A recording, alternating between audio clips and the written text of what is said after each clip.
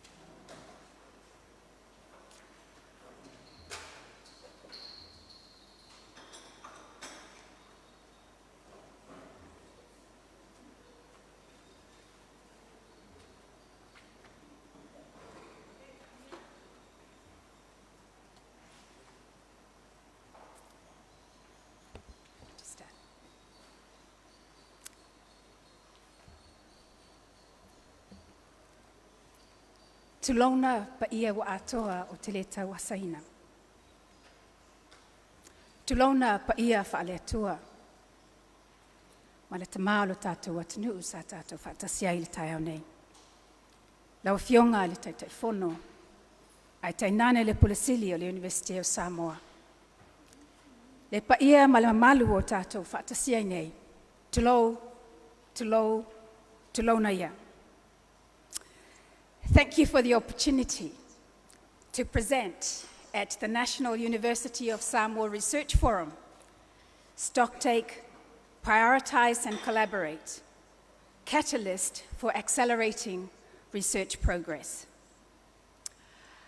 I would like to begin this presentation by reading a poem written by one of the leading Pacific figures in academic institutions in New Zealand. Someone who has advocated for many years for the National University of Samoa, its students and staff. The National University of Samoa staff who have achieved postgraduate qualifications from Otago can attribute the opportunities that have opened up to them to Tofilau Nina Kirifialai. She's also the main reason why many Samoans and Pacific students have been successful at the University of Otago. Folau. Folaunga is the name of her poem. Folau. Sail. Journey. Sa ili le lumanai manuia. Our journey. Me, Ainga, Pacific, like our ancestors. O tautai whalau, a langi lelei, o whalau i la whala. A langi langi a, o whalau ia wha matatalo. Atua o le sami, atua o le vao ma le ele ele. Whalau i le malama lama. Salamo lua se fulu maletolu. Le a whaina lu itau. Ai whalau oe. Oe le lupe whaalele a ainga nuu ma le Pasifika. O oe o le vaipou whaulu whale malo. Ave fua. Tope tope. Tango i lauanga nuu. Sapai lo whaasenomanga. Hopo mai lo whaatuatua. Whalau i le tumutumu o le olanga hao oina. Whalau i le vasa o Avanoa. Whalau manuia i langima. Wholaunga i whaawau.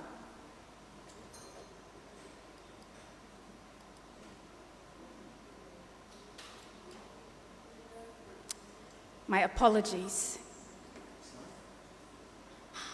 The PowerPoint is not working, but the outline of my presentation today is separated into 3 components: research, collaboration, and diaspora.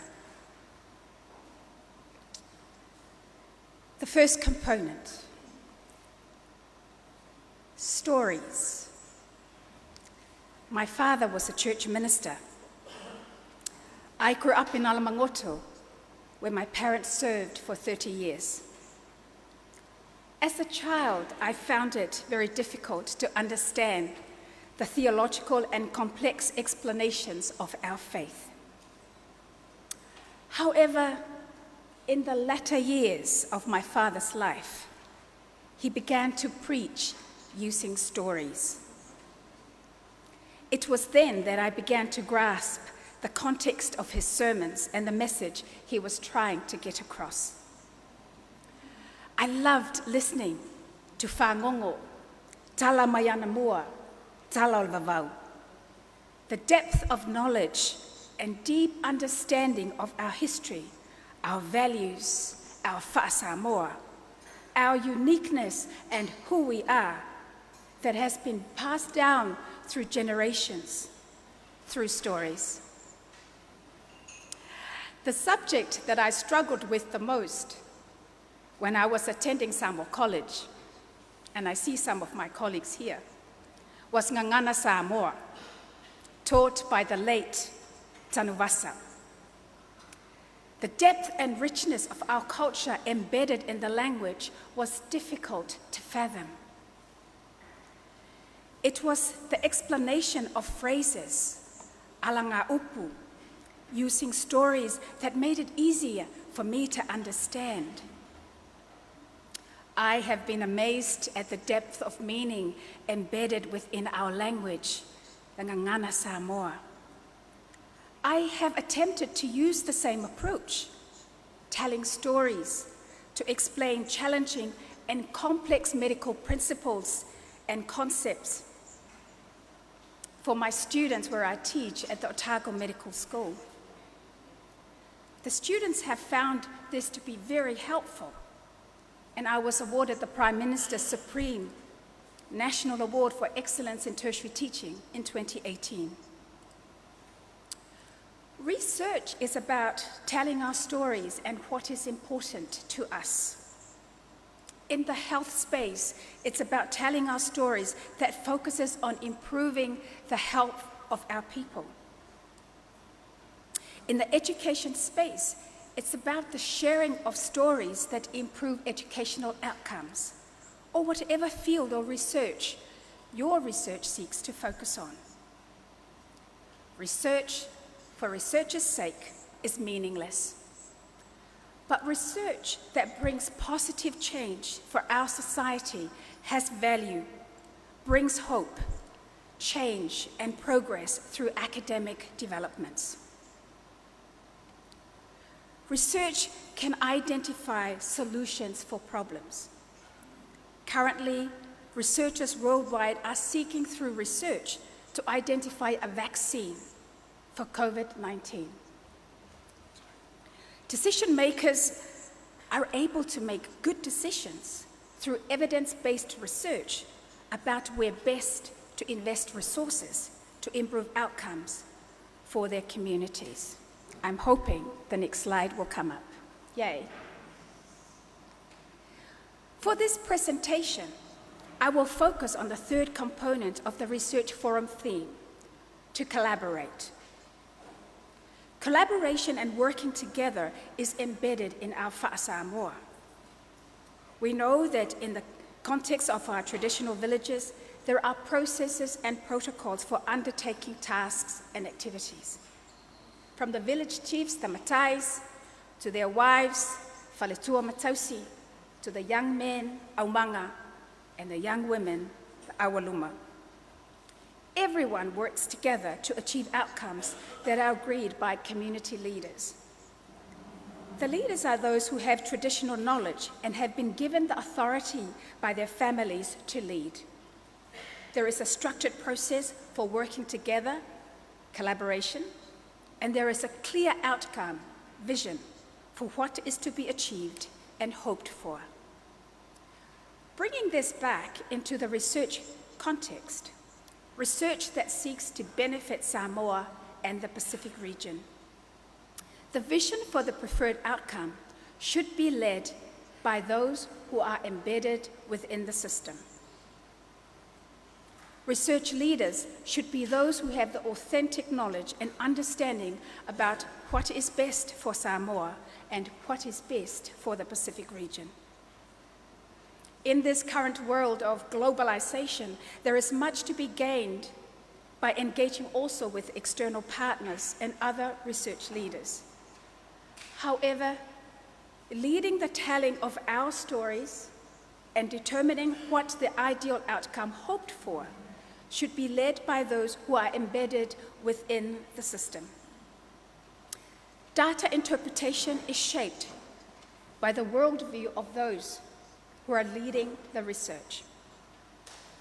Those who are within the system or cultural context should have the opportunity to lead, to view, to analyze and interpret, and of course, to tell their stories from their own research perspectives. Diaspora is often used to refer to the involuntary dispersion of Jews living outside of Israel, their homeland. Jews now living outside of Israel contribute a significant amount to the building of the nation of Israel. This is not dissimilar to Samoans living overseas, who contribute a significant amount through remittances and other means to their families and to Samoa. Their location, however, in other countries was planned for employment and education advancement and opportunities, and not an involuntary act or part of an exile process. The New Zealand census in 2018 recorded 182,000 Samoans, which now makes up approximately 50% of Pacific people living in New Zealand. The United States 2010 census recorded 184,440 Samoans, and there were more than 55,000 people who identified with the Samoan ancestry in Australia in their 2011 census. I have entitled this presentation, E Lele Le Toloa Ai Ma'awi Le Vai. In New Zealand, of all Pacific and Samoan people living in New Zealand, 60% were actually born in New Zealand. Many Samoans now living overseas have never been to Samoa. However, many identify strongly as Samoans. I see this in many of my students who come to the University of Otago to study in one of the many health professional courses that we offer. There is a strong connectedness to their ancestral roots and proudly acknowledging this in their lives. There is a shift in New Zealand to move from a Pacific-centric to an ethnic-specific approach. You know, in New Zealand, when people from the islands come to New Zealand, they're called Pacific people. But when they go to the islands, they're called Tongans and Cook Island Samoans. So there is a move in New Zealand now to have an ethnic-specific approach. Samoan students are conducting research focused on how they perceive the world in the context of Samoans living in New Zealand. Others are looking at research comparing the context in New Zealand and Samoa, investigating issues that include health, genetic history, the environment, and education. Whatever the specific focus, they are learning to find their voice, to tell their stories, and developing relevant cultural research models to explain their views of the world. The Whanawhale model of health was developed by Fuimono Karl Pulutu Enderman, was named after his grandmother, Whanawhale.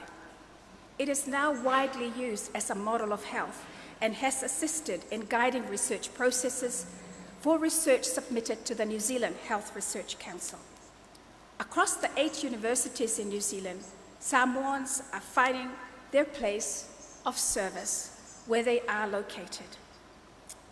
They are, however, have not forgotten where they're from, and many have a desire to give back or connect back in whatever way possible, aligned with their academic field and expertise. I dare not touch the computer because it keeps moving without me touching it. But if you can imagine the previous slide, a few examples of those who have established excellent career pathways. Toi Sulu, Professor Damon Salesa, a historian well-known internationally for his work. Dr. Jemima Tiatia Seth is a mental health and well-being and is known for her work. Dr. Tewila Percival, a pediatrician. Dr. Tanya Wendt in education. When we moved to the University of Otago, somebody is moving the slide, Associate Professor, thank you, Rose Richards, her research on sleep and children's health. Dr. Tasileta Tetvale has published her work on Pacific youth. Associate Professor Dawa Schwenke is a biomedical scientist, and we continue to claim Professor Ekaroma as ours with expertise in mental health and well-being. From Victoria University, Dr. Ausanga Fasalele, Dr. Marianne Churchill with their work in primary care, and Dame Lomanuval Winnie Laban with her work continually supporting our academics in Victoria University. When we moved to Massey University, Dr. Yulia Ioane with her work in psychology, and we also have people who are independent researchers such as Dr. Jacinta Fa'alili and Dr. Debbie Ryan. Although we live overseas, there is great encouragement for Samoan staff and students when we meet with leaders of our country, and we hold fond memories at Otago of this visit by the Honourable Prime Minister in 2018. In closing, research is about telling of our stories, our authentic stories. Collaboration strengthens research perspectives. The long-term goal is for us, Samoans and researchers from the Pacific, to lead international research collaborations. The Samoan diaspora is keen to engage and explore academic opportunities to contribute back to Samoa. Thank you again for the opportunity to present in this forum.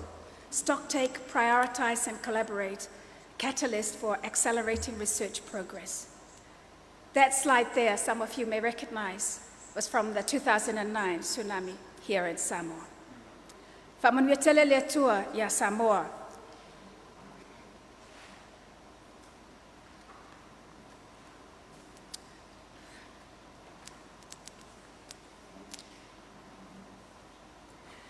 I taitai o lo tātou atino.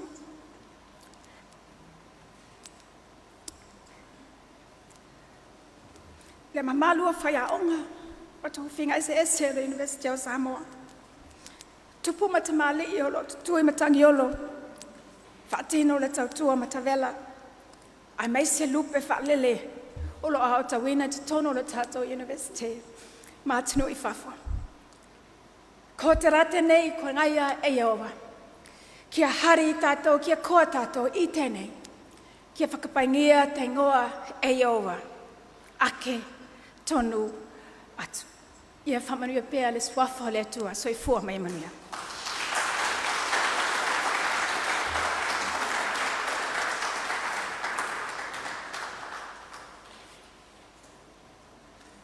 Ia, a mai sipatele mo le tātou ngā unga ia te mole atu whawhatai lau whionga whamuina.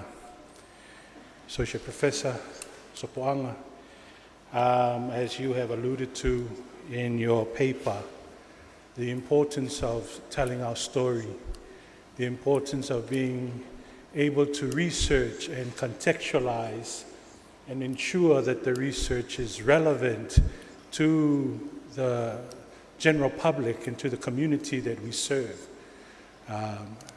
Thank you for reaffirming also what the university is trying to do. At the end of the day, the National University is the University of Samoa. O le ngā luenga o loo whaatinoina, e whaatino mō Samoa. That everything that we do in this university, as is our number one part of the pillars of our corporate plan and our strategic plan, that we are everything Samoa, that the studies that we do, the teaching and the learning that we do in our classrooms, in our labs, and within our university community, it is for Samoa. And for that, Leo Whionga Whamuina, the importance of collaborating, and especially with your institution. We are truly appreciative of the work that you are doing, and especially for the work of our people in New Zealand, as you have alluded to, the tōtele o tamu whanau o le atunu, e moni lava tala. Ia po whea lava tu o lalangi e o lo au mauai le Samoa. Ia o tala masani, e tele ai atu ia a al tangata Samoa, lo a al la au. Mea le foi la lea. Ia o mātou ia o lo ngā lua i Samoa nei. Se o mātou fia whale a lili atu a ia o tau mātou ngā luenga. O tā ua o lo whaatino i tonu o tau universite. Ia mātou whapea atu. Mā lolo ngā lue. Mā lolo whalau. Mā lolo whae al tātou atunu. Il tau ngā luenga o lo whapenana whaatino. Il tonu o New Zealand. Ia whamanuia le tua i lau Whionga Whamuina. Ia whapenana whafualoa lo soifua. Ia wā fwoi ngā luenga o le awina o alo mwhanau o Samoa. Ia e whapea fwoi Aotearoa. Meo lo au mawailo o Whionga. Ia penana tu maupea le alo whale tua i lau Whionga. I le tāua ngā luenga o whengai maoi. Ia o la tātou se e lesi vaenga o le tātou Polkalami. We now come to the next part of our program, and I am very happy to remove myself as MC, and the chair, ia lau Whionga Silafau, Professor Sina Va'ai, to lead us in the next part. Oi, ia whamalulu atu. Whamuina, the university has prepared a small mealofa molo Whionga. Ia, wā fwoi lau sau tāua le tātou whātinga. Ia, Silafau, all yours, whawhtai lava.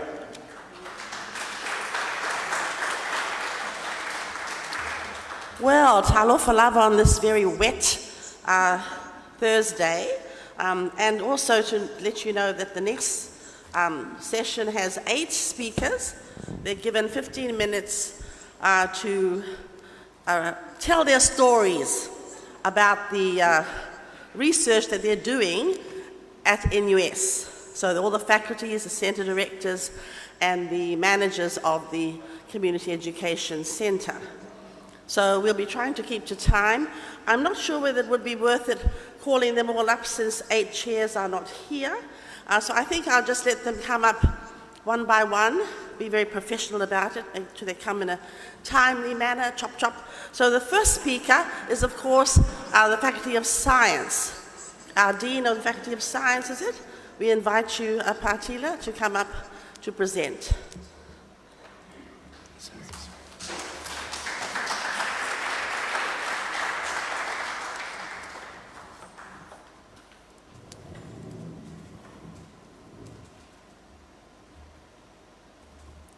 Mouse.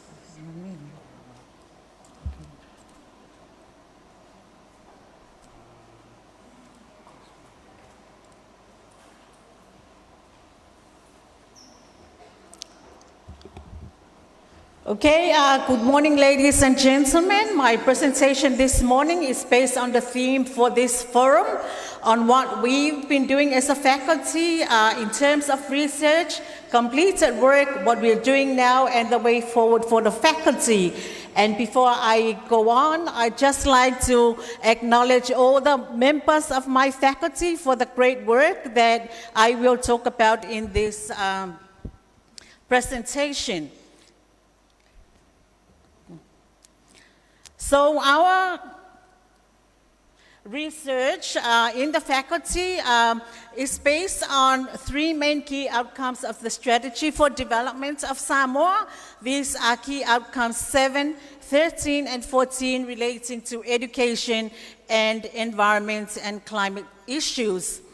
We also look at the education sector research strategy and identify where we fit in, and based on NUS action plan for this sector research strategy, we identify plans, action plans that we also at the faculty level relate to and try to base on our work on that.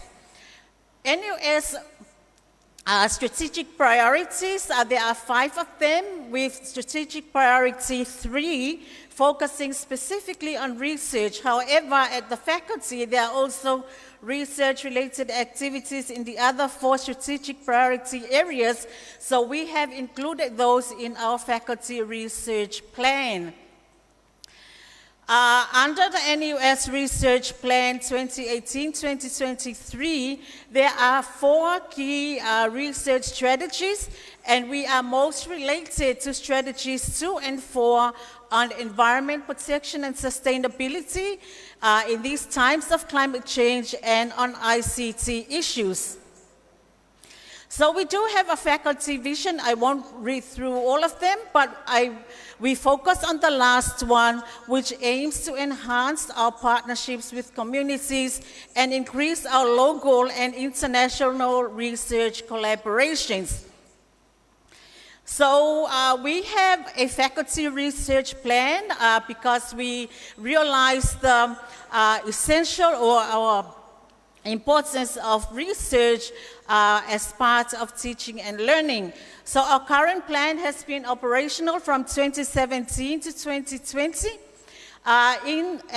This plan has been formulated to align with the, of course, as mentioned before, the education sector research strategy, the NUS strategic plan and corporate plan, the NUS research plan, and a report that was produced by Ian Weber in 2017 on our faculty research.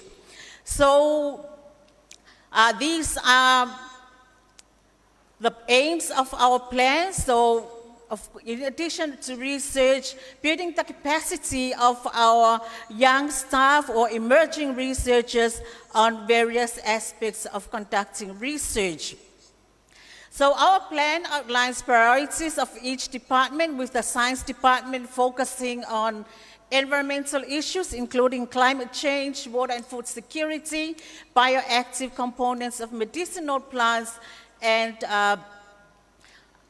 various environmental related issues not listed there. The computing department focuses on ICT for development, e-government, and cybersecurity research, while the maths department focuses mainly on general numeracy issues as well as challenges faced by students in learning mathematics. So where are we now and where have we been? Where were we in the last 5 or 6 years? So in terms of research outputs, we, as outlined there, have published in various journals, submitted book chapters, conference proceedings. We extensively participate in conferences both locally and internationally, and we have conducted consultancy and technical work and producing reports for the university and for the clients. So I'd like to look now at what we have been doing in the last few years. So I have here a list of completed research. So the ones in brown are a couple of research that we completed at faculty level.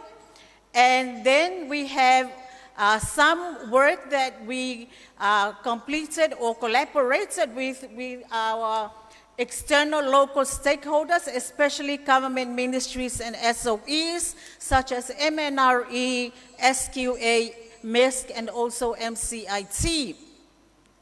At the regional and international level, we worked with organizations such as PREP, Conservation International, the Commonwealth of Learning. We completed a project for Commonwealth of Learning leading to the drafting of the NUS Technology-Enabled Learning Policy. We continue to work with COL on evaluation of Moodle, and we also completed a big over 2-year project called the PaceNet Plus.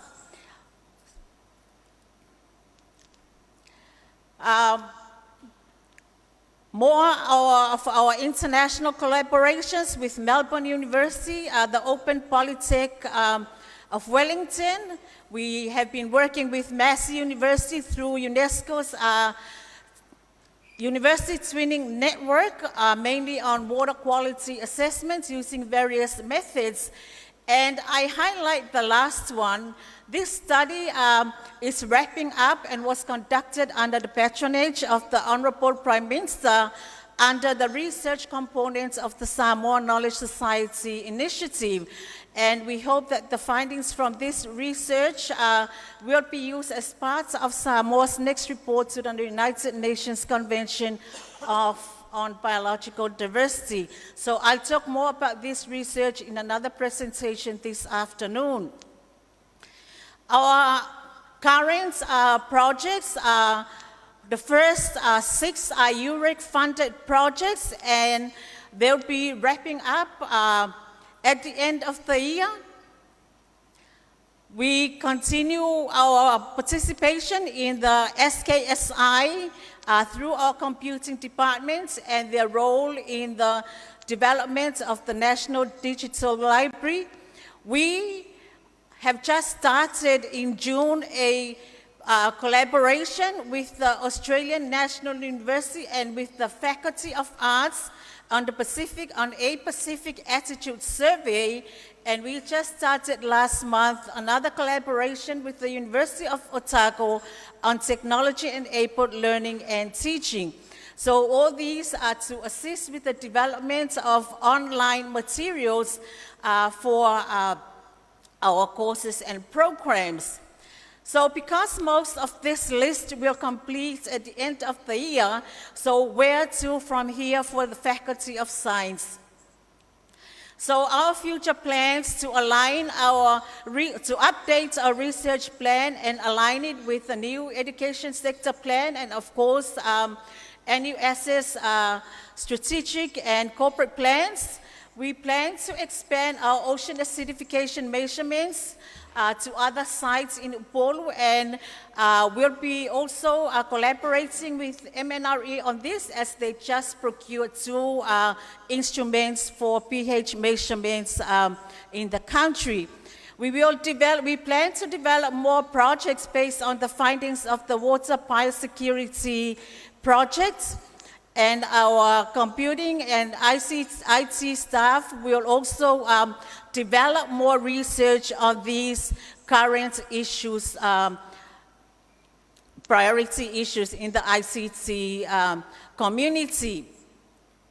We plan to develop research on water quality assessment using ecological methods, hoping to work with our local communities, as it's one type of assessment method that local communities can use to monitor their own water resources without being in a laboratory. We continue to explore more climate change projects with relevant partners, being an issue of high priority today. And for the last projects there, we expected to start this at the beginning of this year. Unfortunately, it's been delayed to next year due to COVID-19. And this is a collaboration based on STEM with a focus on marine biology, in particular reefs ecology, including climate change. So that project is intended mainly for our students, especially girls in minority groups, or that are not fortunate to have opportunities to explore these areas. So for us in the faculty, we continue to develop our research, not just as contractual applications, but to address areas of need in the country. And we continue to link our research to teaching and learning, and also to current societal challenges. So with that, title Lava.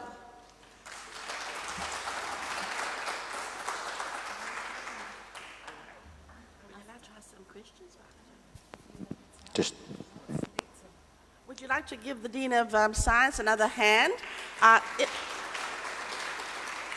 So if there are any questions, we can leave that to the end. And I was told by the Vice-Chancellor that I didn't have the full story. You know, in this Atunu Whaitatala, sometimes we miss out on the full tala. So being so late with the final draft of the program. So now my co-chair is the Honourable Professor Malaysia Malamba, and I will take the first 4, and then you will take the last 4, Professor. Is that all right? Thank you very much. Because that'll be tidier in terms of time. I just exit, and then he will come on. So now I call on the beautiful Dean of Arts.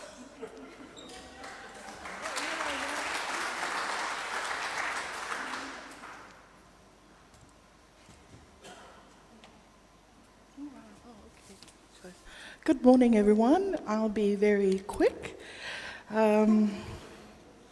Like the Faculty of Science, we too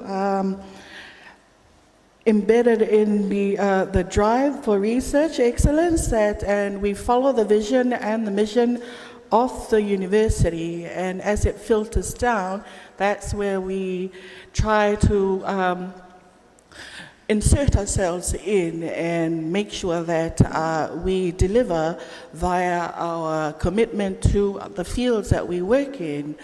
And of course, we do take up SB3 as well with our plan. We are committed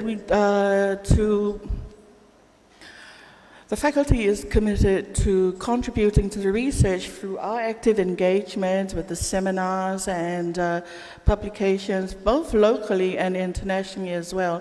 And we also would like to contribute and continue our contribution to the community through our active involvement with the sector and other ministries as personnel, resource personnel in workshop trainings, seminars, and national examinations with various stakeholders as well. Of course, one must know their role as a university and as a unit in shaping and creating the future of the nation. So research and the outputs that we get is no small thing. It is a big commitment because we're all behaviorists. But where are we now? This is how it looks at the moment. We have about 14, there's 27 of us.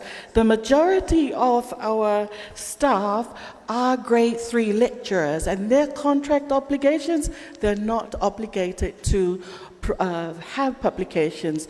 But with the mentorship of the senior staff, the 2 professorial staff members that we have, the senior lecturers who have been the driving force behind the growth of research in the last 5 years have been instrumental in bringing our statistics up. And if you have a look as well, most of the publications by department is with the social sciences, and that's because they too have quite a lot of collaborations with other ministries, with geography, with the water sector, and the climate change projects that they are involved in.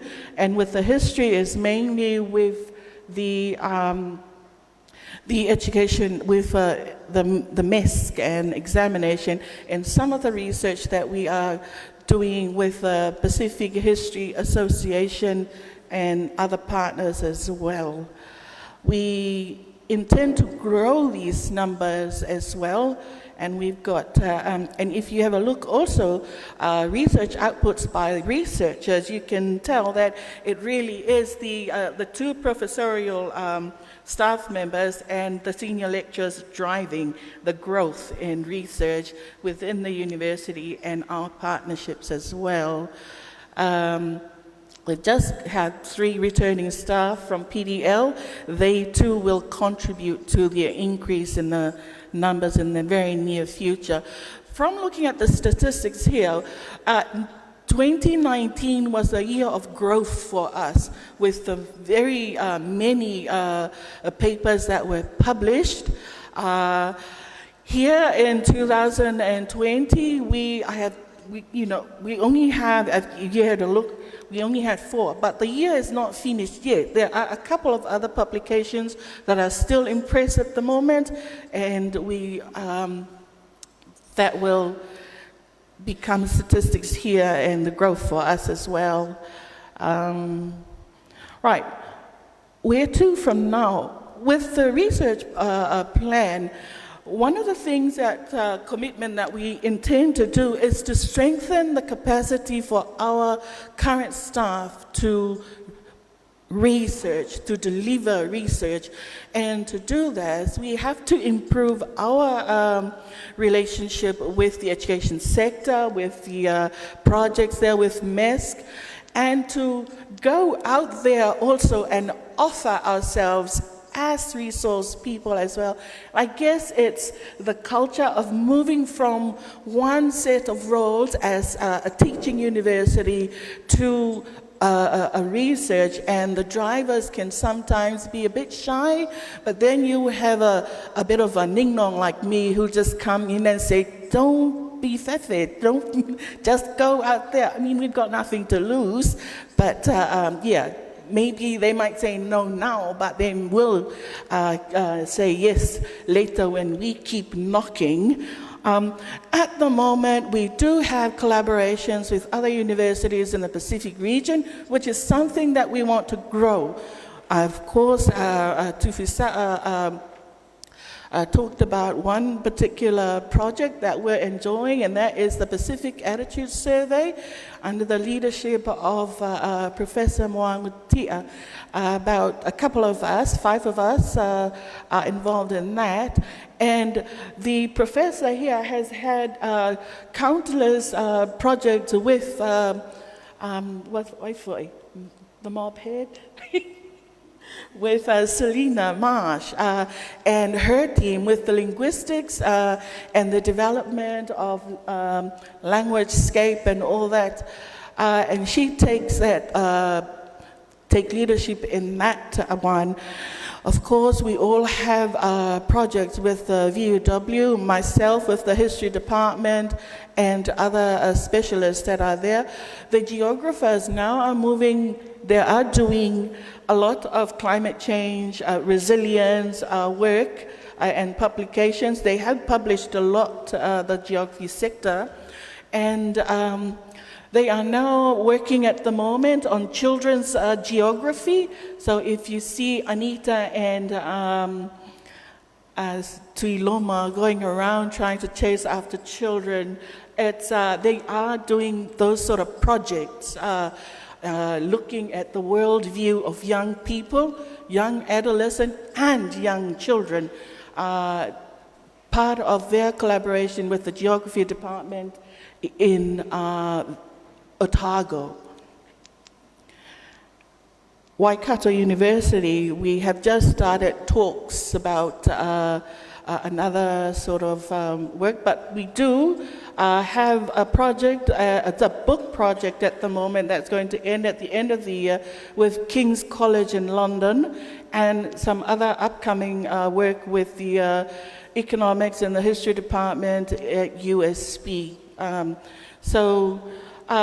We hope that with the numbers that we have at the moment from 2019, we would like to see that number increase by at least 20% in the next year or so. But mind you, we're just pushing them to increase, but we also need to provide the enablers, something that I've always been interested in for our lecturers, as well as and 25% for the senior lecturers and the professorial staff.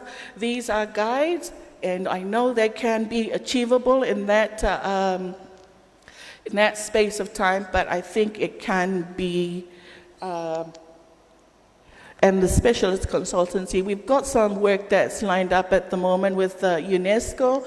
It's a buy-in project, so hopefully it'll take off. It's an experimental research at the moment, but of course support for staff doing research. And this is what we have been doing in the last few months, trying to grow our relationship with our academic advisory committee.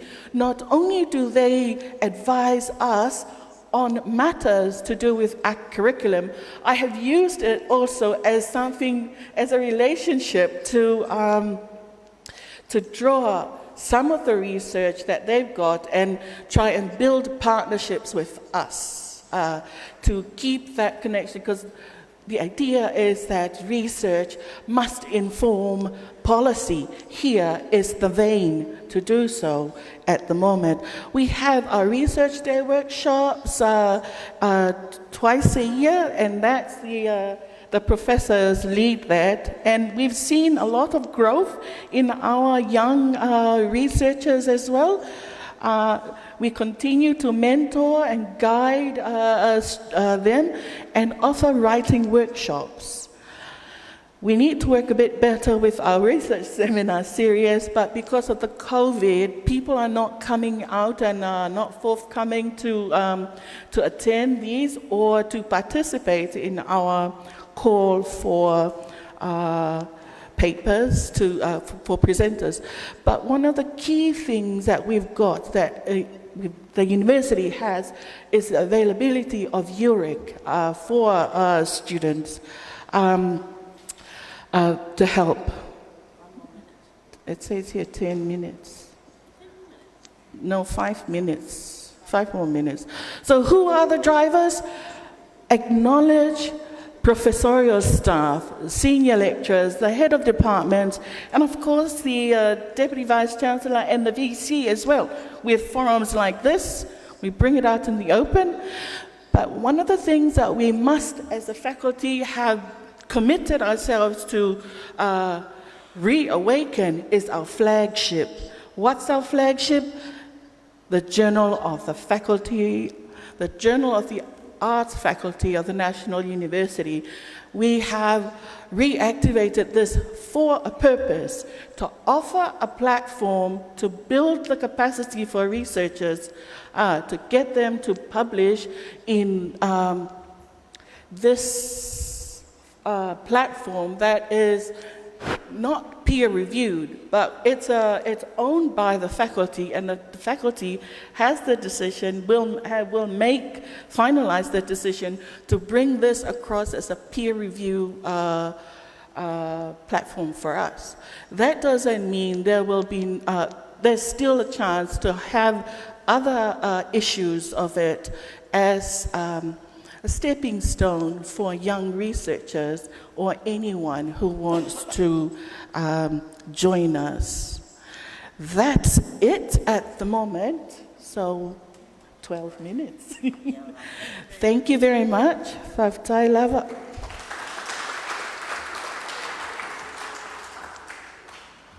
Thank you, Dean of the Faculty of Arts. We now call on the Dean of the Faculty of Education.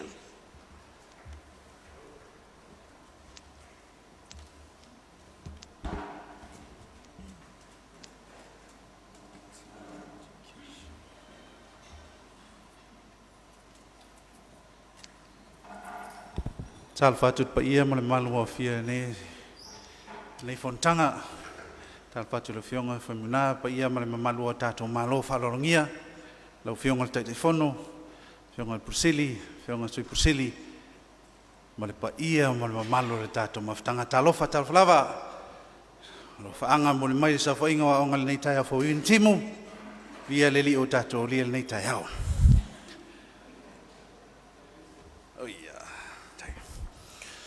O se tala po se lipoti atu le nei mai le sawhainga o aonga mo le paia ma le mamalu o fia.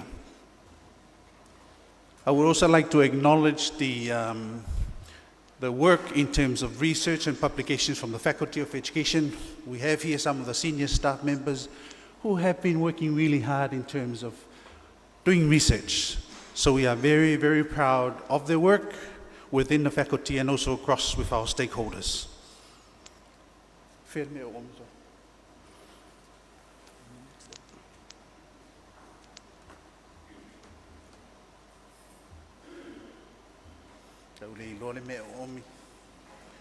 Okay, like any other faculty, we do have our vision, our mission, but I won't go there since we only have 15 minutes.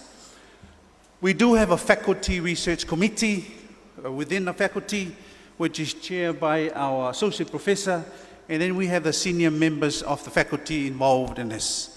We also invite the staff members, grade 2, 3, and grade 3, grade 2, and other senior grade 1s to be part of this and also to listen, to encourage the staff members in terms of research and publication. Now, the core function of I'll spend a little bit of time on the core function of this committee within the faculty. Again, like any other faculty, this research committee would like to encourage, promote research within the faculty, as well as to encourage the staff members to do research. Now, they're working really hard with not only the senior staff members, also those who are not supposed to be doing research, but, you know, just give a little bit of hand, teamwork, and work together so that they can be able to publish and be able to do research. And also we're getting the general staff members to be involved in terms of the data entry, analyzing the data, and at the same time we are collaborating with other staff members. We also look at assisting the development of research proposals. This is very, very important because when we think of doing research, sometimes it's very, very difficult to come up with the research proposal because it's a huge form for the staff members to complete. And without approving that form, we won't be able to proceed in the next stage. So the Faculty Research Committee actually look at helping, supporting that development and also writing that proposal so that when it goes to the UREC,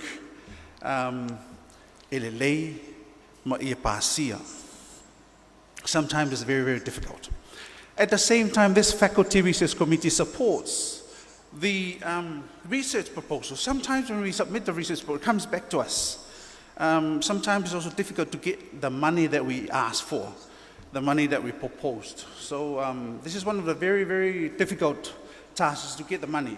Sometimes we get the money and then they can ask us, please provide clear explanation as to why you're putting this, why you're asking for this, why you're asking for a laptop, why you're asking for a camera. Yet so this Faculty Research Committee is actually looking at that and trying to support the research proposal. So we go back to the committee and say, we also need the other research is doing, so it's working on that and using the materials. Therefore, we need the materials for this particular research. So it's very important we have this very, very strong committee within the faculty to support. Now, doing all that, we're hoping that the person who's doing research will carry out the research. Very often, 80% of the research have gone through the UREC and approved. We get some little hiccups here and there, and then the faculty committee, research committee, try their best to make sure that proceeds to the next stage. Now, this is how we do it. Similar to any other faculty, we are looking at, this time, we have done this before, but we are pushing this collaboration ideology with international partners. Most of our senior researchers are working in collaboration with our international partners, our MOUs, our universities, such as Auckland University, Karamuch, been working really hard with some of our staff members. Waikato University, we've been working with Waikato University. Victoria University also, staff members have been collaborating with Victoria University staff. The USB, University of South Pacific, and the education,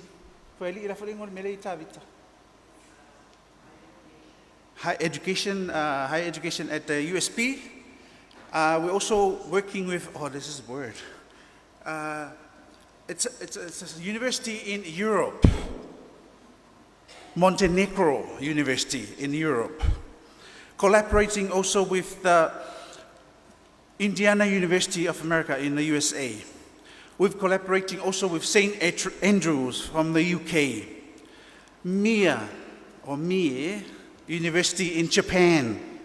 So these international collaborations that we're encouraging our staff members and also our researchers to continue. Not only these, but look at other international collaborators in terms of research. At the same time, we're thinking, when they do all these collaborations, we're thinking that they get to be acknowledged internationally. And the researches that they are doing, we're making sure that they are relevant. We're making sure that these research, when they come back, they are relevant to what we do within the faculty. So most of the research that are undergoing at the moment, the research is actually looking at when it's completed or during the implementation of research, there's some sort of contribution back to the course, back to the faculty, in the teaching and learning of our courses. And of course, they do actually incorporate what they have found and also revise the courses and the programs according to what they have found from this research. And so this is one other thing that we do within this research ideology. The next one is awareness. We try to make sure that people know what we do. We try to make sure to showcase what we do. We do the research and therefore we look at, hey, how can people know? So we publish, of course, we all know we publish. And we also carry out our exhibitions. This is something that it's unique to the Faculty of Education. We showcase our thing. So,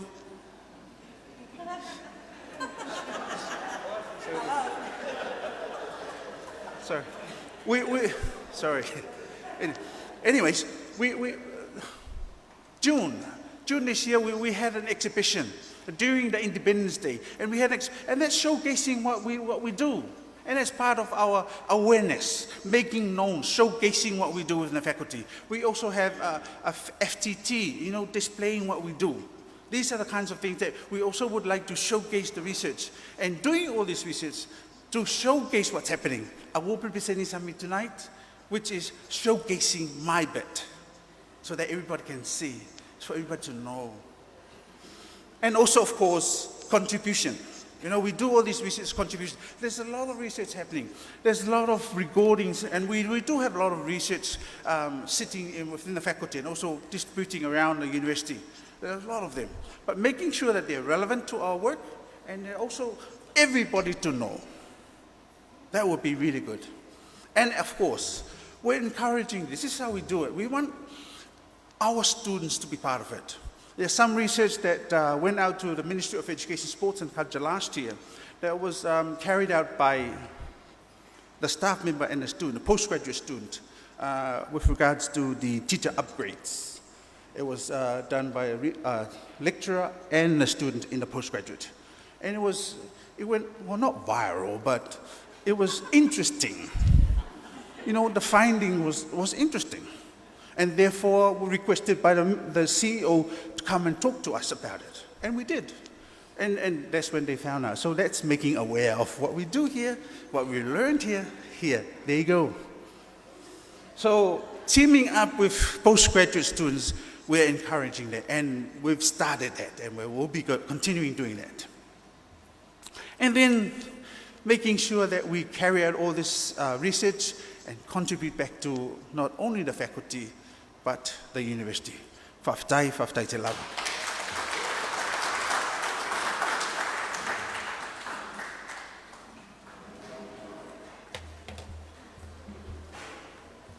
Thank you very much, Tofila, very passionate. Just a story about the broadcasting of that research on the upgrade. It almost caused the CEO of MES to have a minor heart attack. And she demanded an apology. And she told me, tell them all to shut up. This one shut up, that shut up. So we were all shut up, just for the day. And I think Professor Taratese went and did do a little bit of a, whalelenga with her. Anyway, now I want to introduce our colleague here, Professor Marama Malaysia, for the CSS, and he'll continue from now on.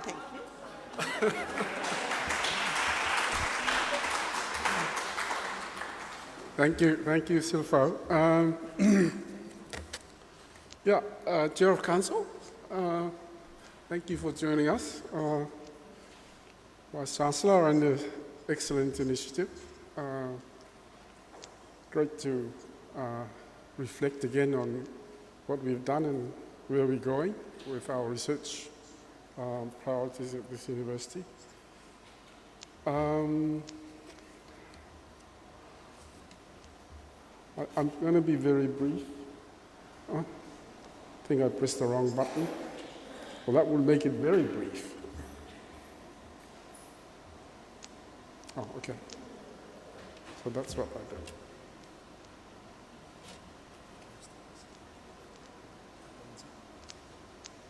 It's the first one, second one. Oh, sorry. Yeah. Our corporate objectives. Number one states that we should preserve and maintain Samoan language and culture and promote teaching and research on all matters pertaining to Samoa.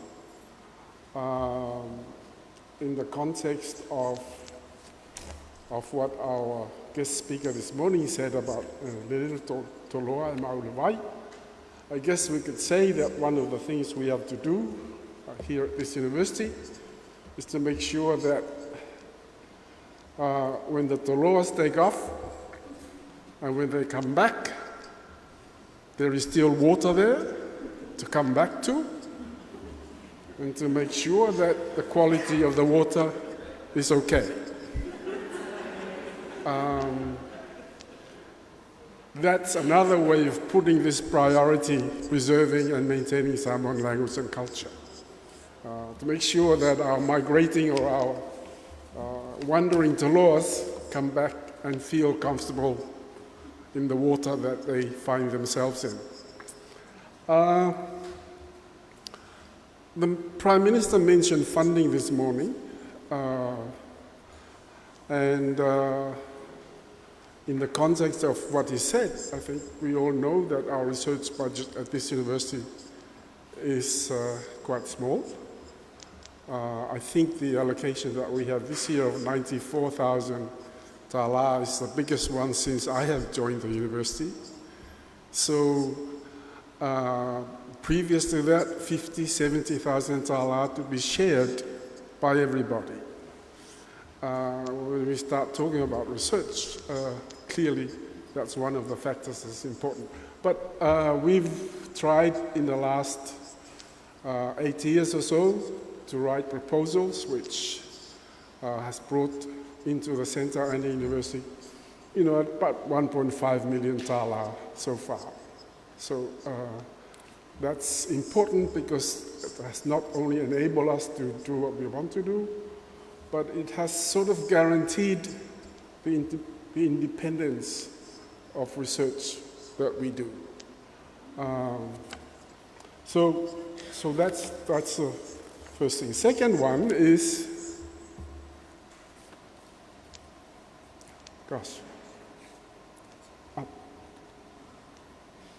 okay. The center's program is divided into 3 teaching and research programs. First one is Samoan language and culture, which was the founding part of the center.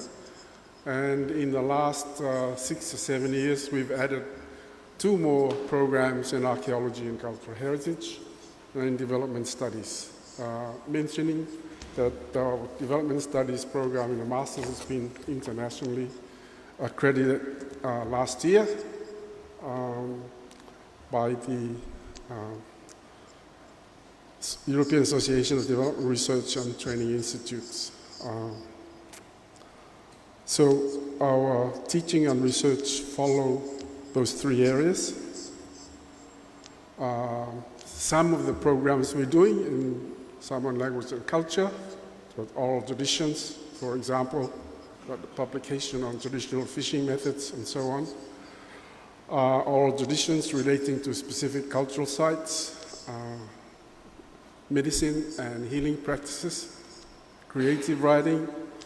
We are involved in the current exercise to produce a Samoan monolingual dictionary with MESC.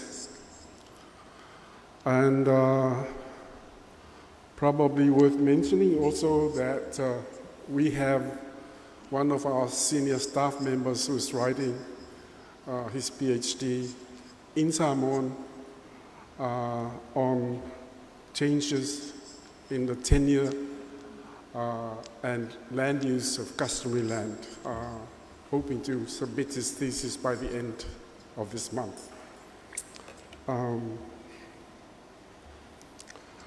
For the Archaeology and Cultural Heritage Program, we have quite a lot of projects going. We were asked to do the survey for the Alawa Dam project. That survey was done in order to make sure that the area that is to be flooded does not have any important cultural heritage sites, and ADB commissioned the Center for Samoan Studies to do that research and provided a report for the committee, the local committees, and for the Asian Development Bank. We've done lots of work on Manono in an attempt to find out what's there archaeologically, but also continuous search to see if we could find any additional sites for Lapita in the country. As you know, there's only one site, that is at Mulifanua, and we've been trying to see if there are other settlements in the country where there's evidence of Lapita presence. Whalefa Valley, we have quite a big project going there, and we found some very interesting stuff there, which we continue to work on with the collaboration of our colleagues from the archaeology department in Auckland. In Salofata, inland, for example, Cochrane and company have found a huge mound, which is about,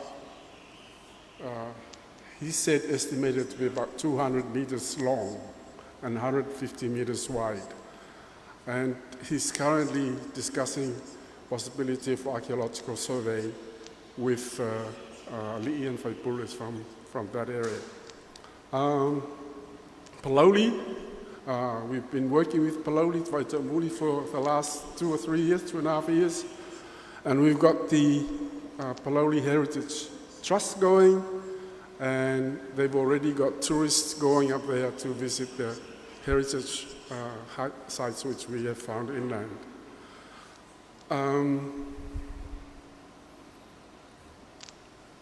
Development studies, we've got quite a variety of research going, not only or mostly with our postgraduate students, but also with our staff members participating in a lot of them. So research ranges from regional organization in the Pacific and so on, management of HIV/AIDS. You can see the list there. I'm breaking the first rule of PowerPoint presentation by overcrowding my presentation with words, so excuse me. Yeah, those are all the research that we've been involved in.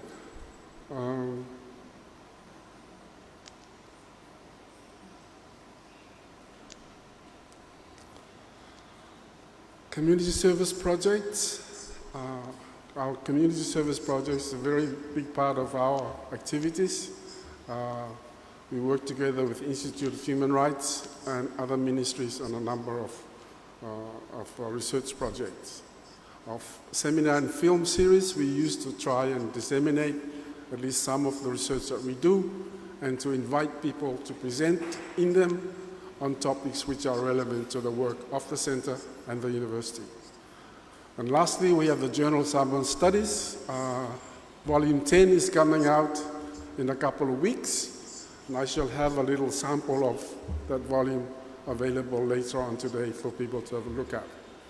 Okay, that's it. Thank you.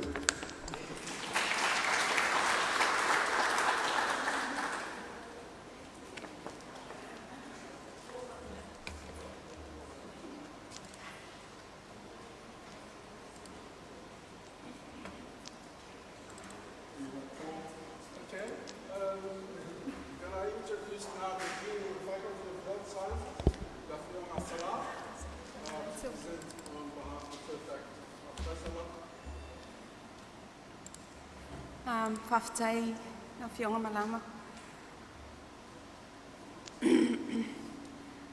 As the Dean of Science and Dean of Arts have talked about the policy context for research in the NUS, I won't touch it.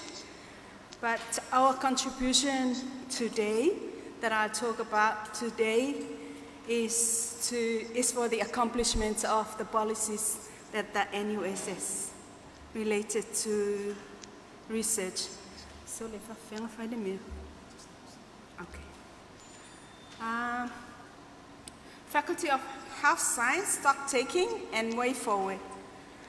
I would like to acknowledge the staff of the Faculty of Health Science that were working really, really hard to get to the point where we are now in 2020. As you may all be aware that the Faculty of Health Science was officially launched and established in 2017. And before that, the School of Nursing was with the Faculty of Applied Science, while the School of Medicine was here, taken over by the university as a Faculty of Medicine. So in 2017, they got married, and the wedding was a big wedding. I believe ngai manatua umaile totele le wedding le School of Medicine and the School of Nursing at the time. So I'll be talking mostly from 2017 to 2020 and what we have achieved within that 3 years. You see, it's only 3 years, relatively young, and we are trying to, I think we in relation to research. Our strategy to build research, we're looking at faculty seminar series to restart the series. We've been having series of research presentation, but we would like to restart it soon. The second one is looking at the collaboration internally with the NUS faculties and Samoa Center for Samoan Studies. The third one is look at the UREC for funding and doing proposals and doing projects. Fourth one is the staff capacity. We really need to maximize staff capacity in doing research, staff development. And the fifth one is collaboration externally, outside of the NUS, not only overseas, but within our country with the ministries that our work are related. Collaborations in research, we have collaborations overseas, and we've also have collaborations locally at the national level, and as well as within the NUS, with the faculties and centers within the NUS. Existing areas of research, we're doing this research at this point in time. We're doing a research on pelvic organ prolapse, and this research is collaborative one with the Faculty of Health Science, Center for Samoan Studies, and a university from overseas. And the status now is at the analysis of the data. We've also looked at menstrual health and hygiene, and this research we are working with the Pranker Woke and the NOLA, and the status now is that we've been doing workshops and data collection. The other project that we're working with is the elderly people well-being, and this project we are also working closely with the Center of Samoan Studies and an overseas university, and it's in the progress now. The Determinants for Food Choice, this is also a collaborative research where the Faculty of Health Science collaborated with the Samoan Studies and the University of Sunshine Coast in Australia, and it's undertaking now.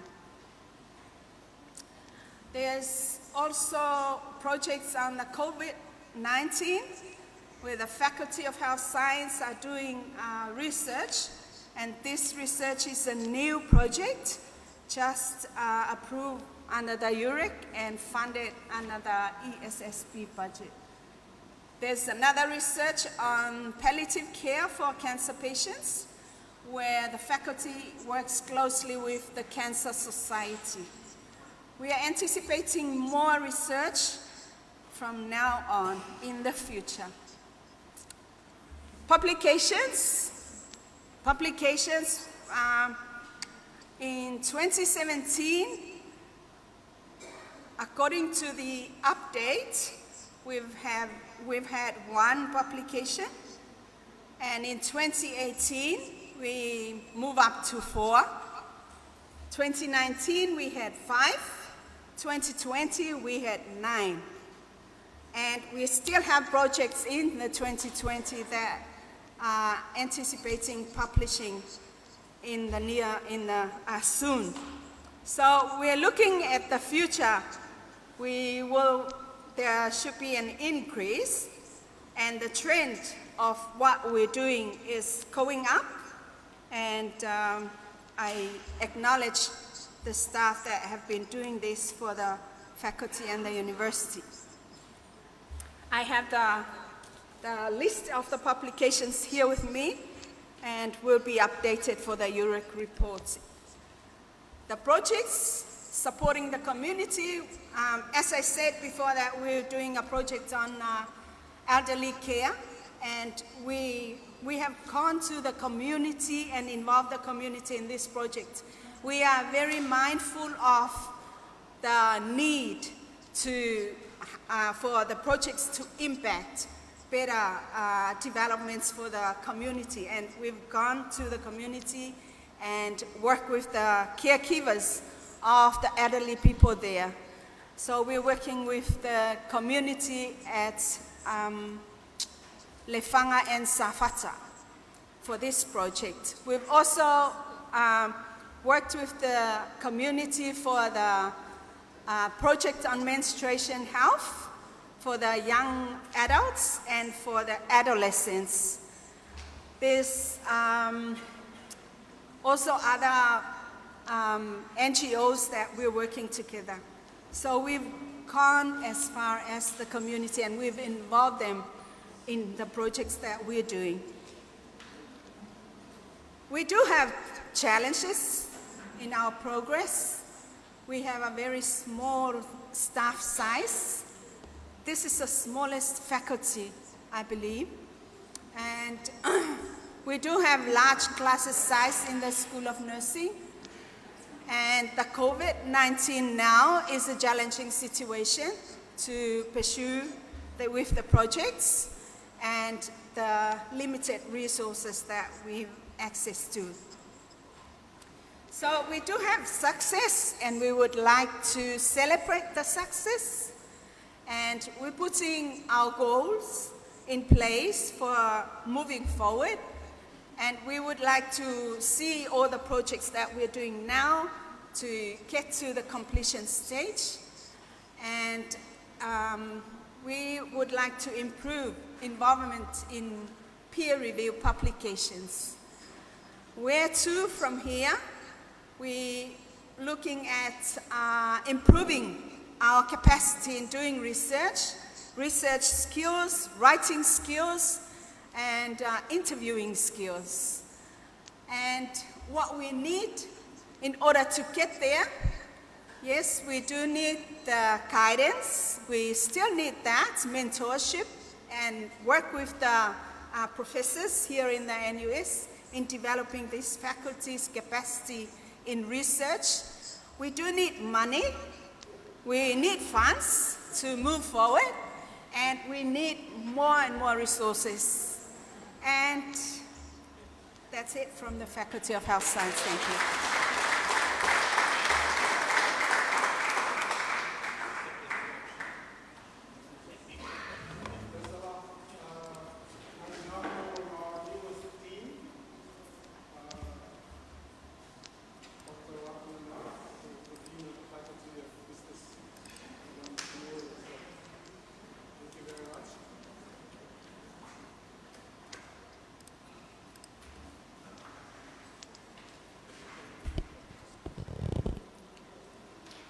Thank you. It is indeed my pleasure to present the current as well as the past stocktake of research progress for FOBI.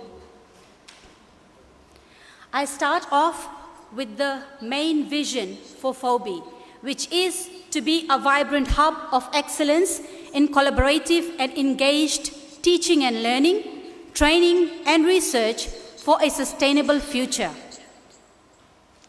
Moving on, the main mission for FOBI is to develop the next generation of talented and passionate leaders and to be able to create knowledge and sustainable ideas that informs and enhances the development of Samoa and the region.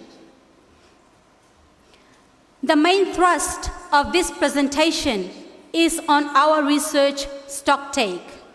I must acknowledge the hard work and contribution of each and every member of my research team that have worked earnestly over the years in producing research at the faculty level.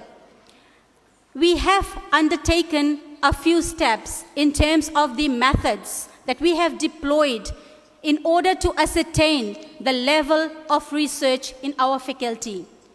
We have undertaken face-to-face rapid appraisals with our staff members, and that has been conducted through the head of departments. We have also held short interviews with our members, and that I have done myself. We have further perused the resume of the staff members, and in addition to all the other methods, we have gone through our past seminars and presentations, and I have discussed with the senior members in my faculty in terms of the status of the mentoring as well as the leadership drive and the research drive in order to ascertain our way forward. We've also worked on some of the key challenges when it comes to navigating research, as well as mapped out the strategies as our way forward to boost or accelerate research in FOBI. Now, in our past, we've had key research areas that we've looked into. These include marketing and branding, sustainable tourism development, low-end community and culture, as well as management decision-making that has been drawn from the publication list of our researchers. The research of our past researchers was highly qualitative. What is our current research progress? Our current research is exploring our strategies for navigating the research frontier. And we are also doing research on building research repositories. The other key areas of our research include management education, learning analytics, leadership and HR challenges, consumer behavior, tourism development, low-end community and culture, stress management and decision-making, e-learning, fraud and accounting practices, internal control and risk management. We have COVID-19 and its impact on the learning performance. We're looking into bullying, career pathways for our accounting students. And I must reiterate, entrepreneurial research, tying it to key areas of accounting, economics, marketing, and management. In terms of our current research, we are undertaking both qualitative as well as quantitative research. What are our key research priorities? our key research priorities are drawn from the Samoa Education Sector Research Strategy and Action Plan 2017 to 2020, and it is stated as follows. It is based on Samoa tourism development, marketing and branding, Samoa economic development and social implications, law and community culture issues, accounting, finance and banking, management and development.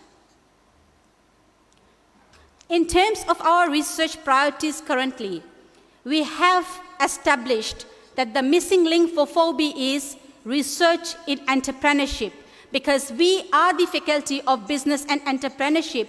Therefore, we need more research in entrepreneurship. Based on the stocktake, FOBI has identified key challenges pertaining to research as faced by the key research staff. The first one, of course, is the lack of incentive to publish, given that for grade 3 lecturers, this is not stipulated in their contract.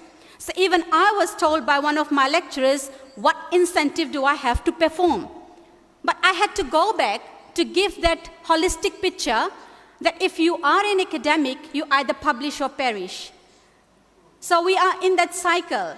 We have to look at the bigger picture in terms of how we are fitting in our research priorities and in our ability to extend that reach to our communities through our research. The second obvious challenge is the lack of awareness on copyright, infringement issues, as well as issues pertaining to licensing, where we need more advocacy on this. Information sharing is also a key issue, which leads to the silo effect. Of course, budget and resource. So many have spoken on this, which is also the challenge that FOBI is facing. Some find that the awareness when it comes to matters of research ethics is a key challenge. And at the same time, there are other issues pertaining to the quality of the dialogue with the Curriculum Advisory Committee, which in some cases remains dormant. So we need to strengthen and we need to add the research element, specifically the entrepreneurial research element, and work with our CAC so that we are able to strengthen and enhance our delivery and our teaching and learning programs and align it strategically to our strategic plan. The other challenge obviously pertains to the assessment of research quality. So the question that many ask is, how do we distinguish between a conference paper and a conference proceeding? What is a refereed journal versus a non-refereed journal? And how do we distinguish when it comes to the ranking of the publications?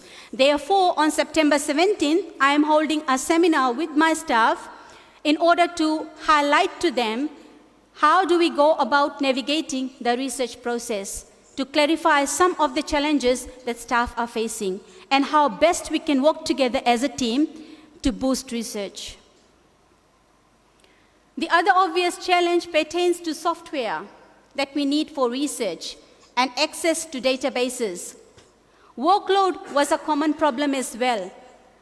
And it seems that some are finding difficulty in knowing where is the local, the national, as well as the international research on Samoa.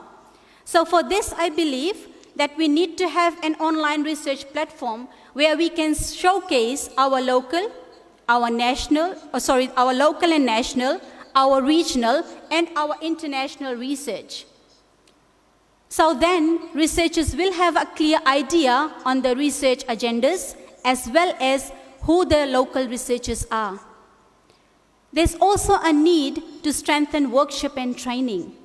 So a common issue which was raised was workshops are at a very high level.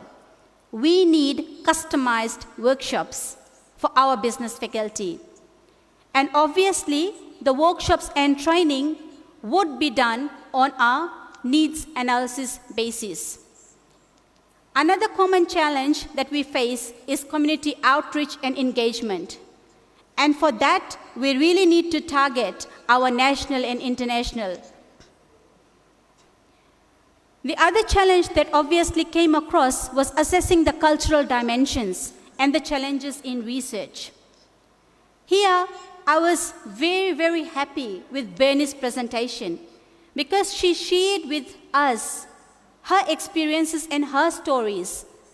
The narratives that she shared was very inspiring, and it helped us understand the challenges that people from various cultural backgrounds face while navigating the research process. The other challenge, as I've mentioned earlier, is the lack of entrepreneurial research. And on a final note, the key challenge that we find is the lack of an inclusive governance framework. And why I pinpoint on the lack of an inclusive governance framework is because sometimes we are of this idea that we should be operating on our own. We should work as single authors, and we totally lose sight of the strengths in another researcher, or how best we can help each other to build our research capacity at the faculty level. So for this, that's why I have the icon on the other side.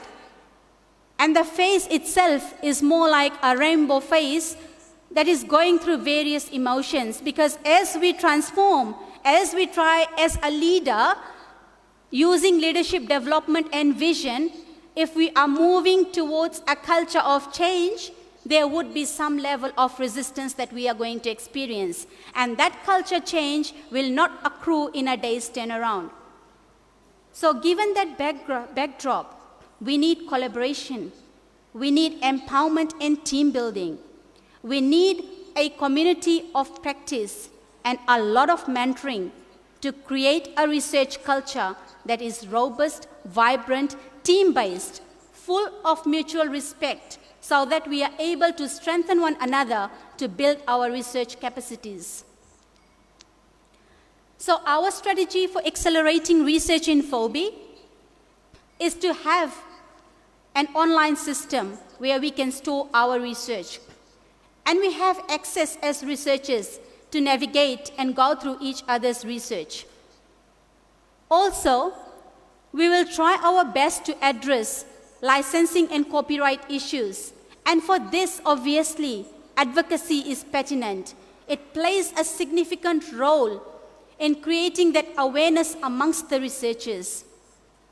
Yes, we do have research plans, but we need clear articulation of our research plans. These research plans need to be well aligned to our teaching and learning endeavors, to our key research priority areas, to our national and strategic development plans, and obviously to our FOBI corporate plan. As a researcher, we need to know how we fit into the bigger picture.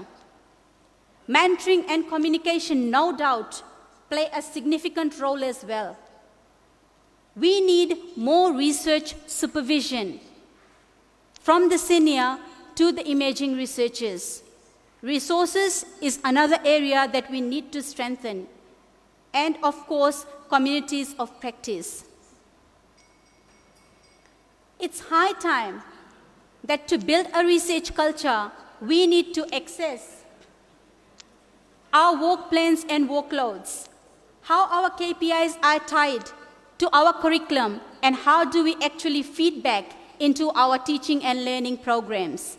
Monitoring staff performance, working on the training gaps and identifying that, working with our research committees, improving quality assurance and monitoring, systematically recording our research output, and having in place proper forms of information sharing to identify grant opportunities, fellowships, and training opportunities, and implementing reward structures and incentives is the way to go for FOBI as a team.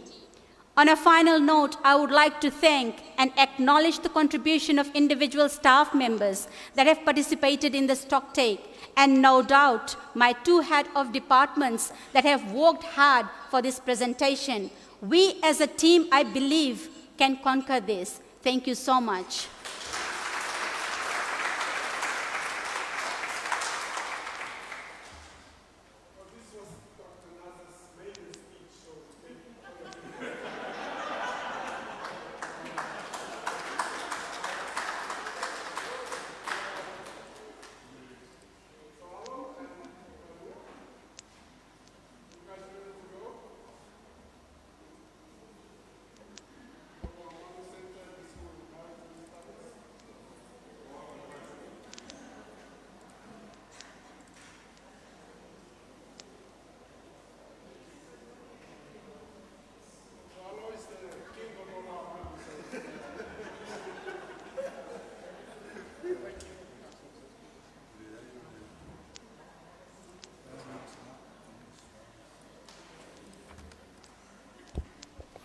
I just found out yesterday that I'm married now to Vailua from the School of Maritime, and that we're supposed to speak for only 7.5 minutes.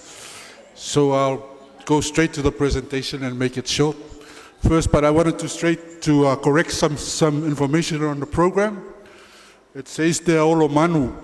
It's not Olomanu, that's the name for the Juvenile Delinquent Center in Mulfanua. We are the Oloa Manu. Literally means the cry of a bird, or the olo of the bird. And secondly, on the program, my name is not Cindy of Samoa. My name is Sydney. I was made in Australia, meaning that I was conceived in Sydney, Australia, when my parents were still studying there. So rest in love, Mr. and Mrs. Fasau, as they were fondly remembered by their students and their colleagues in the education sector. So if I can move them now.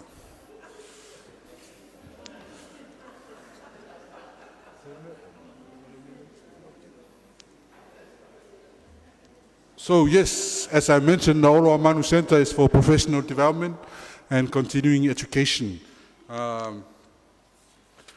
For NUS staff and also for our external stakeholders. I'll touch mainly on the list of programs. I'll talk more about it specifically, but I'm also saying that the Oloa Manu Center is also the community arm of the university. The CAT program, first I also must acknowledge my team, the Oloa Manu team. We're very small, only 6 of us. The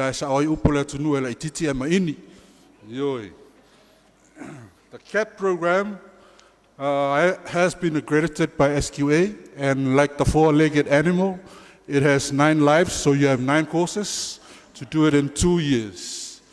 It's for the professional development of our staff, because it's in the contracts of most of our teaching staff. You're supposed to take CAT, especially if you don't have a background in education or education qualification.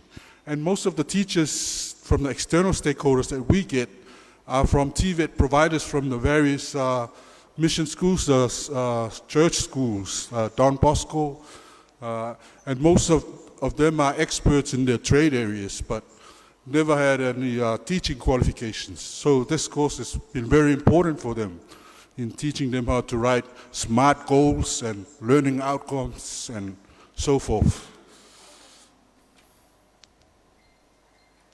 Yeah, just some stats. From 2017, we had graduates for the full CAT program, 2 from NUS, 7 external stakeholders, 16 in 2008, 11 NUS staff, 5 stakeholders, all from Savai.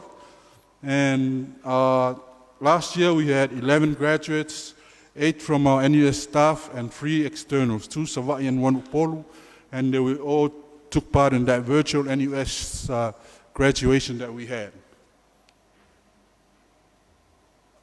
We also offer teaching of the PTVET, but this is in collaboration with FOTE, Faculty of Technical Education. So the data is all with FOTE. But the preliminary certificate in TVET is something that we initiated in 2018 as a bridging program to help those students that can't make it, obviously can't make it to the academic level. I'm not also sure how they got to year 12 and year 13 with the maths they have and the skills they have. We offer them 6 courses for the whole year, parts A in first semester and part B in second semester for maths, communication, and computing. So the graduates went straight to level 2 depending on the quality of the exams, and if they need to be referred back to the trades preparatory year, they will go back there. But most of our students that have gone through the program have went straight to level 2. Major constraints have been the fees, and we hope that the fees will decrease considerably next year when we have some of our TVET scholarships.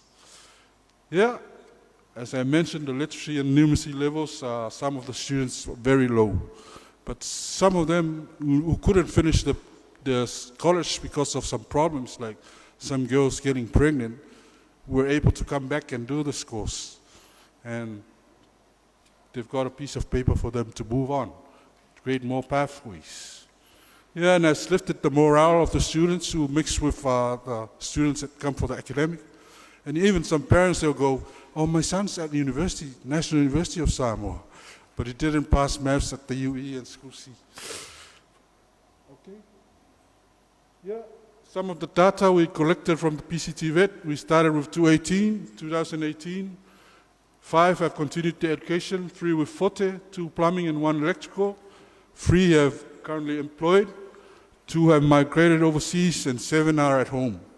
One of them is from my village, and I've seen him driving a taxi, but the taxi is broken down now, and he's back in the Aumanga now. So he's doing a different service for the community, and I asked him, and he said, oh, I'm very happy with the piece of paper that I have. I can continue when my time is right to go and continue. So even though they're staying at home, but at least they've got a piece of paper. Yeah, and that was from last year. 24 students graduated, 14 have continued, 10 with FOBI, 2 with the School of Maritime, and 2 with Faculty of Education. 1 has been employed, 1 has migrated, and 8 staying at home, hopefully doing work at home. At the NFL short courses, these was mainly from the Samoa in-country training program that was housed under the Oloa Manu Center, and which I was the manager of when I came on board in 2011. It was funded by New Zealand and Australia, and we got to get trainers from New Zealand and also from Samoa who did the trainings based on the selections that we did for them submitting tenders to offer the trainings. So the Samoa in-country training program finished in 2018. Now it's been transitioned under our NUS, and we are continuing the NFL courses using our trainers, the lecturers at NUS as the trainers. And those are some of the examples, like Samoan Cultural Protocols by the Center for Samoan Studies. We did a training with the Ministry of Police, a financial management course by FOBI. We did a training for the Ministry of Natural Resources and the water sector, and also the training and assessment courses that we conduct for the MESC teachers. Other research that I was involved in with Leau Tulilangi, Vanessa Schuster, was happy to be involved in the development of these documents for NUS, the TVET desk review in 2017, the situational analysis, the TVET program design document, and the NUS TVET strategy, which I hope will be used wisely in the putting together of a national TVET strategy for Samoa, as it is now currently sitting there. Hopefully we'll get a national strategy soon, but hopefully most of the information that we did is there and has been presented to them. So moving on, some of our priorities, doing research in the current perceptions and mindsets about TVET, looking for funding opportunities for the PCT-VET, like scholarships from the committee, the women's committees or something like that, to push their young people to do the PCT-VET. We've got coordination and partnerships with APTC, improving TVET communication with the industries, the implementation of a national TVET strategy for Samoa. We hope to promote the CAT program to be a diploma in adult teaching and maintain CAT 101, 102 as the certificate for teaching and assessment. And the promotion of open distance learning for the rural areas, including Savai, using online learning tools. And the introduction of micro-qualifications to complement the needs of labor mobility schemes. So yes, those are way forward, and to conclude, wanted to say, well, it's been said by the Prime Minister this morning of the resources required, including money, and to be original, being resourceful. So I went to see the VC yesterday to prepare my presentation, and the VC allowed me to tell one story and make it a short story to sum up all of this research thing. So it reminded me of this Samoan accountant that went overseas to a meeting of all accountants from the world. And they were enjoying the spa pool, and the next thing there was a noise, beep, beep, beep, beep, beep.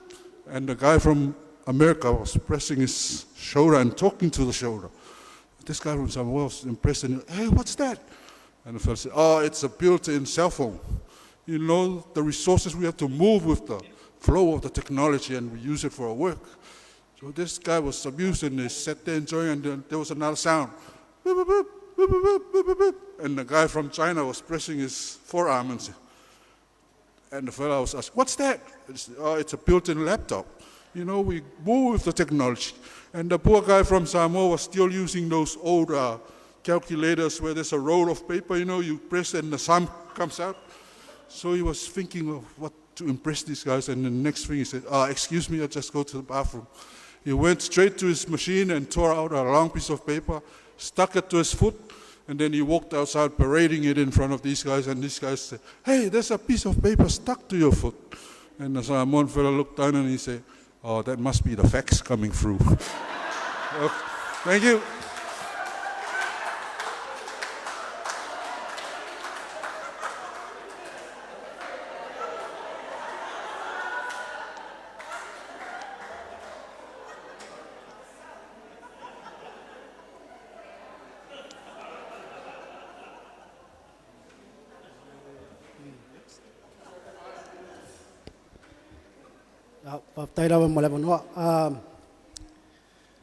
Before I start my presentation, something that I want to remind about our last subcommittee meeting with when the FOE was trying to do the assessment of the course. And Dr. Celia was mentioning something that I start to realize the difference between P Tau Tau and P 4.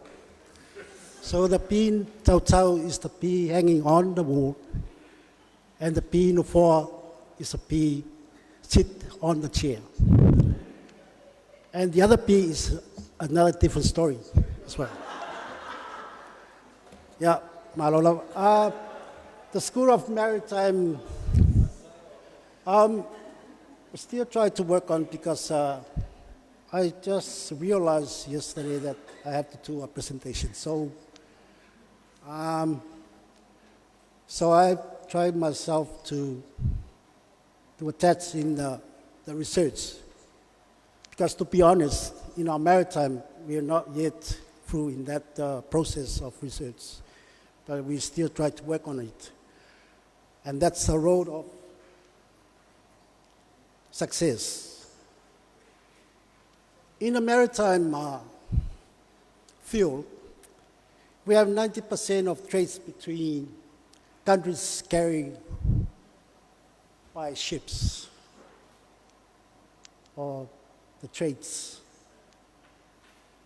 And I believe that we are doing a very important task and a responsibility and contribution, not only Samoa, but all around the world. And if you look at the number of 50,000 merchant ships transporting everything around, like constructions, materials, chemical, household items, and etc. That shows how the worth of our work as a maritime. And from the last few years, a few weeks ago, we have married SSMA, NUS, and this is one of the important tasks that we have. And what we achieve from here, we have the increased number of staff with knowledge and skills. And also the pulling of teaching equipments that will help us in our practical side. and increase the number of maritime programs. And also the clear cooperations with maritime sectors, as well as the shipping corporation, because in the past or the previous years, we don't have any good relationship with the Samoa shipping corporations. But now we start to work together as a team. In a maritime future investment, we want to provide a model. Well, that's what we have decided to do some programs for other seafarers working overseas because they have a limited time here in Samoa. So that's the only way we can do is to help them do some more training by using the models and other cooperation with other maritime institutions and good relationship with the maritime industries. And the last thing, bullet point, I was providing relevant research and research project related to the maritime field of study. So these are some of the tasks that I want to complete, because in the Annex 6 in marble pollutions, this is one of the broad sort of things that we need to look forward at is the oil pollutions,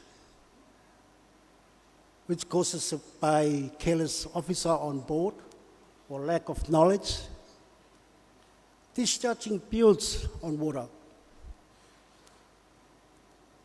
Because most of the things happen here in the Pacific. In my experience when I was working on Columbus Line, we used to travel up in Europe around all those areas. And there is a Coast Guard who is looking after the pollutions of that area.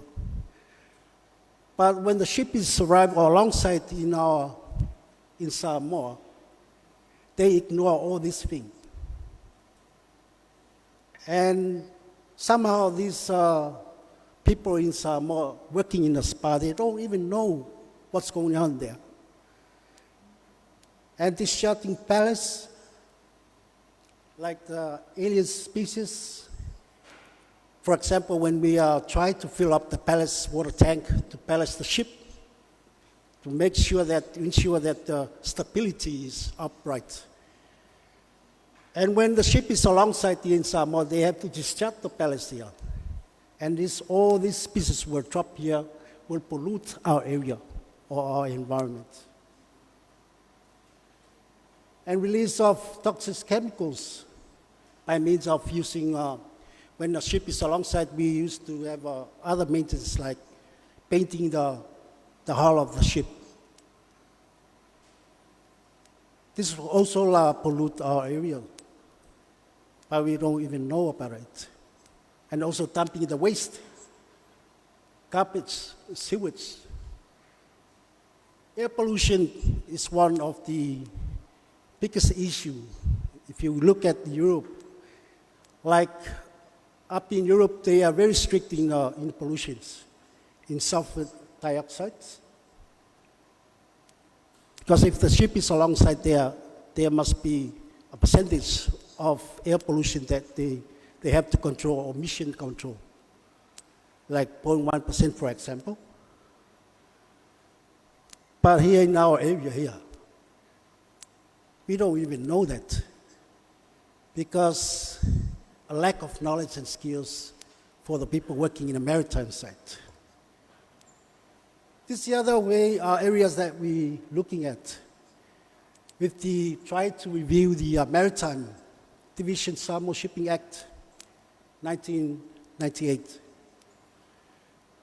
And this Shipping Act was stated for more than 20 years without review. But the technology is moving on. I mean, there are a lot of changes in our STCW convention here in the maritime side. And we need to review all this to ensure that we are in line with the convention of STCW. We have to in line with the MARPOL and also SOLA, multiple submarine pollutions, and also the safety of life at sea. So, lastly, but not least, this is what we are looking to try to focus on. For the NUS training, cater for the needs of Samoan shipping companies. The STCW's standard for mariners or seafarers. The NS Maritime competency-based assessments, and managing our blue economy in the Pacific area. So forth.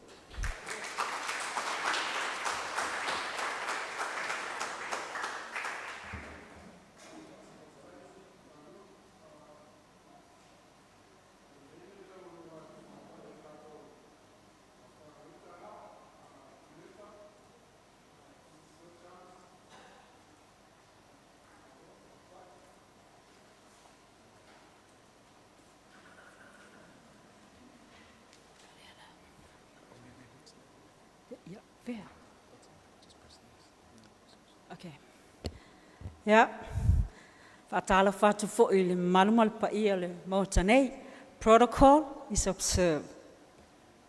Yeah, on all loin, I just want to catch on the time. I know that you have been here for a long time, so I'm trying to fasten it up and making sure that you have something valuable to take after this. Just before I go on to my presentation, I would like to allude to what the Prime Minister stated this morning in regards with SROS and the products that they are trying to develop, produce and find out. I understand that there was a flour that was produced from breadfruit so far, and the second one was the whiskey from the taro, so to speak, and the other one was the oil from the avocado. Those are the main products that they have produced so far. However, I knew that they had been trying their best to get a plant or a company to produce it. The main thing is we don't have engineers and those who have the knowledge and the know-how to look after these big plants and big company. I live in Fiji for almost 20 years and 17 years on the Fiji's sugarcane premises in Lautoka. And that 17 years I lived there, I saw something very special to me that I knew it's a line of work. And that line of work is from the primary product right up to the bio-product. So they have the sugar that we have, as well as the molasses. And then when when they found out in Malaysia that they can generate the power from the biomass of the waste product of sugar, they went into it. And it was so good that we didn't have to pay electricity from that time. Why I want to take you there, because how important 40 at this particular time in regards. Because of all these skills that we need in Samoa, we don't have it. And I'll take you towards it because I have been listening to so many statements saying that we cannot do research in our area. But before I take you there, Forte can come up with some very good research that will ever make NUS or put NUS on the map, so to speak, in that way.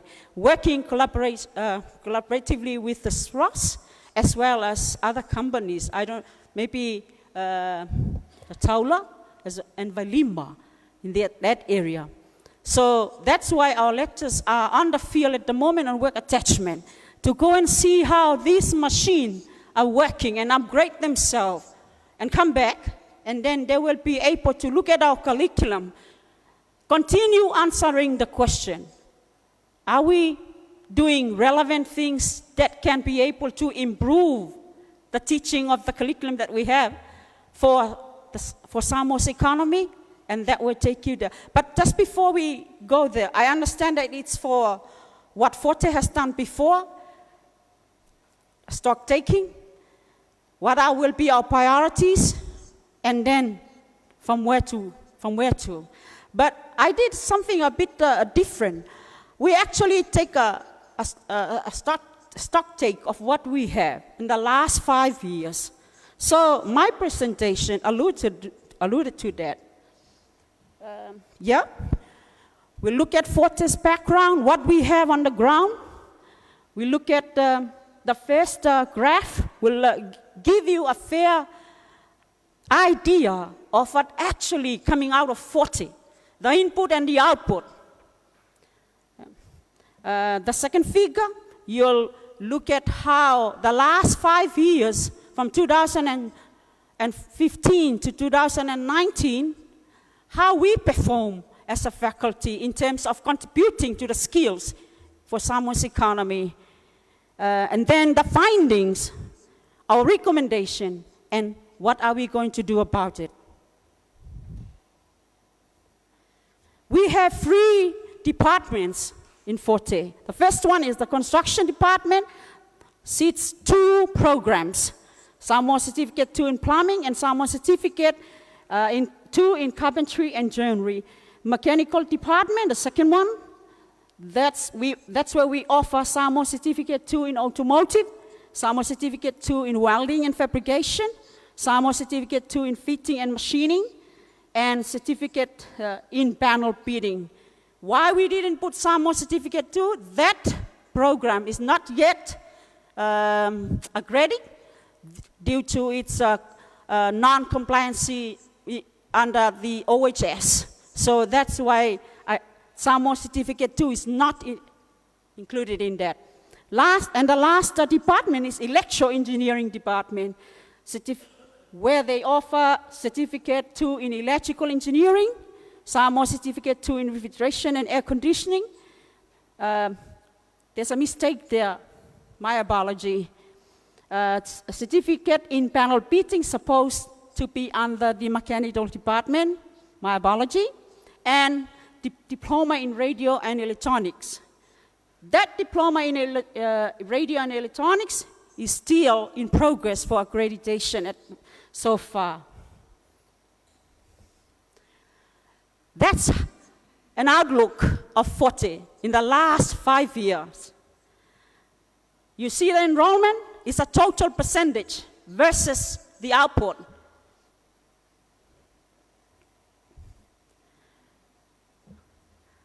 Very different. The second figure represents the number of enrollment per program. And you can see a lot of fluctuates in the graph there. You see here in that line, the red line, that represents the enrollment, the number of graduates. The number here, the raw number, from the construction department. It says something to all of us here this afternoon. That's the major skill that is really needed at the moment out there. And that's why you see the graph. And right at the bottom of the graph, you see the panel beating. As I said, that program is not offering at the moment. And that's why you see the line there's no continuation for your information. Radio and electronics program output in the last 5 years. Why I separate that program? Because this program, it takes about 2 years. So the enrollment, the first year, which is, we start from 2014, then the output will be in 2015, continue up to 2019 and to 2020, for your information. Findings, very interesting. Though the first graph, it says 80% to 100% graduated from 2015 to 2019, but the raw data say something different. And the reason why, when I came and joined Forte last year, there was always a lot of statements, so to speak, that thrown out from the public as well as the industry. Why the number of graduates from from 40, it's going down. And I say, I can't say much because I want to see the trend. I want to see a trend. And that's why I want to do this first and foremost, so I can talk to my staff and position ourselves towards a research, more to insert in their mind a critical thinking and an analytical thinking, kind of a lectureship they should be in that way, and give them a clear direction where they can go from here. Number two, I think that I've already alluded to it, distinct trends in decreasing number of students in the last 5 years. 2015, the highest number of students graduated from carpentry, yes. Why is that? In 2015, SQA offered a lot of scholarships, probably 15 or 20 scholarships per program. After that, they started throwing like 5 per program, 10 per program. And that's why you see the trend in figure 2 going downwards. So what does it mean? What that gives us an idea that 40 programs need a lot of sponsorship. And I want to use this graph to prove to the government and whoever is out there that these students joining 40, they would like to come and join, but they don't have any means and resources of financing their studies. However, the government and today's world is going to, education is going toward TVET. But the emphasis is going toward TVET, and the action say a different thing. And that's why I want to bring it out this way, this desk review, so that we can convince the politician that this is where we are at the moment. We need sponsor. The next research that we want to take out from here is to see what are the backgrounds of these students that joining TVET. Because I don't want to take word by mouth. I want to take, a data here and see what kind of students that comes in and enroll in this program. So we can confirm that, due to financial difficulties or the people from, or the students from, the children from the rural area are most interested, or from second, middle or low income families are mostly coming to join. Those kind of answers I'm presuming as an hypothesis to the next research to do. Because I can't provide a steady answer. Yeah. Okay, thank you. All right. 2017, plumbing trades was closed down as lectures were in an upgrading program with APTC. Yeah, I'm very happy to comment on that. Thank you, APC. The director is here. Our plumbing, it's really in a good stage that they can go into research. After that, upgrading from APTC. And I also acknowledge that APTC and TVET 40, we are working very closely, and this is one of our target. So give us some time, and you as faculties, we'll get it there with publication. But when we come up there with publication, we'll invent something that's very peculiar for Samoa. Thank you. Hey, recommendation. Offer scholarships to students coming out of secondary education. Secondly, provide a pathway with scholarship to level 2 for all PCTVET students in an internal management arrangement. So Alo was here, he alluded to that. We have that program. So we want to make a pathway, lay down good blocks so that those PCTVET students will make their dream into TVET. And how they can make their dream? It's for us to provide means and way so that they can reach their dreams. We'll be waiting for those students. Public awareness using TVET champion alumni on local radios, TV, and social media. Yeah, all of us are aware of that. We can identify alumni, those champions from TVET, and we can draw good programs so that they can tell their story to change the mindset of the parents and the community today about TVET. As I said in the earlier time of my presentation, we need more plumbers, carpenters, electronics, electrician, machining and fitting. Bosu is laughing here because he knows that's why SROS can only produce, but we can't make something out of it or make a production because we don't have machine, we don't have engineer to what? To look after these plants. Last but not least, upgrade lectures, research capability. The funny thing is, these guys here, they have been doing research for so many times, but it's just the context, they're doing it. The way I look at it, we are doing applied research. I'm sitting at building F40, down there, and some of the lecturers are here. We had that problem for more than 10 years now. Our bathroom, say too low, excuse me, is always blocked. And the cleaners, they always pick up the lid of that big, huge tank and clean it. It's almost every week. And we never find an answer until the partnership came into place. So we request APTC, and they came over with a sophisticated means and way of making sure why. They use a camera to view. It's a sophisticated art of plumbing. With the help of their plumbers from their side, we worked together with our team, and they finally found a problem. Today, I'm gladly said, they are doing a research, and that is modification of chambers. And that's the research. I say to my guys, that's your research.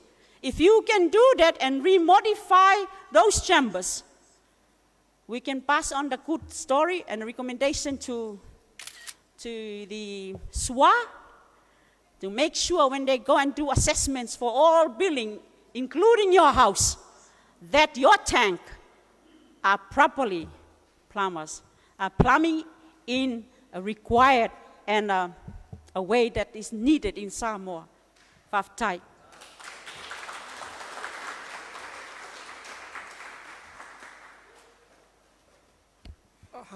Okay.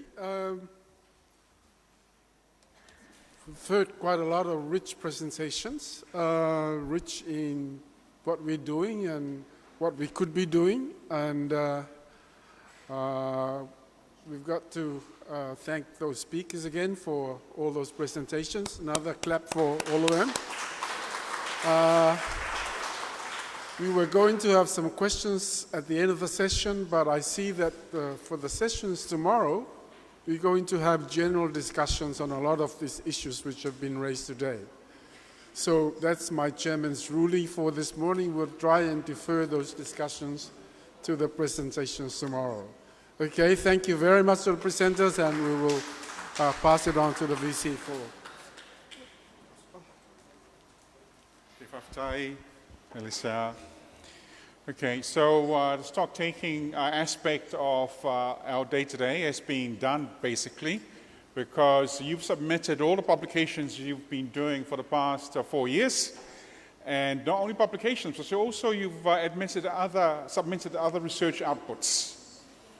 And we've heard today that research is not only publications, but other aspects of evidence, generating evidence and disseminating evidence. So thank you again to the deans, to the 9 deans for being honest, for the comprehensive reports about the research that is being done in your departments and your faculties. And also, just by listening to other deans, to what's happening in other faculties, actually sort of gives us a challenge. And also probably gives us a little bit of support that, what they're doing is, or what the challenges they are facing is also the challenges that we are facing ourselves. But we've also heard that there's a lot of collaboration between faculties, and that's the way to go. By collaborating with other faculties, you're supporting other researchers.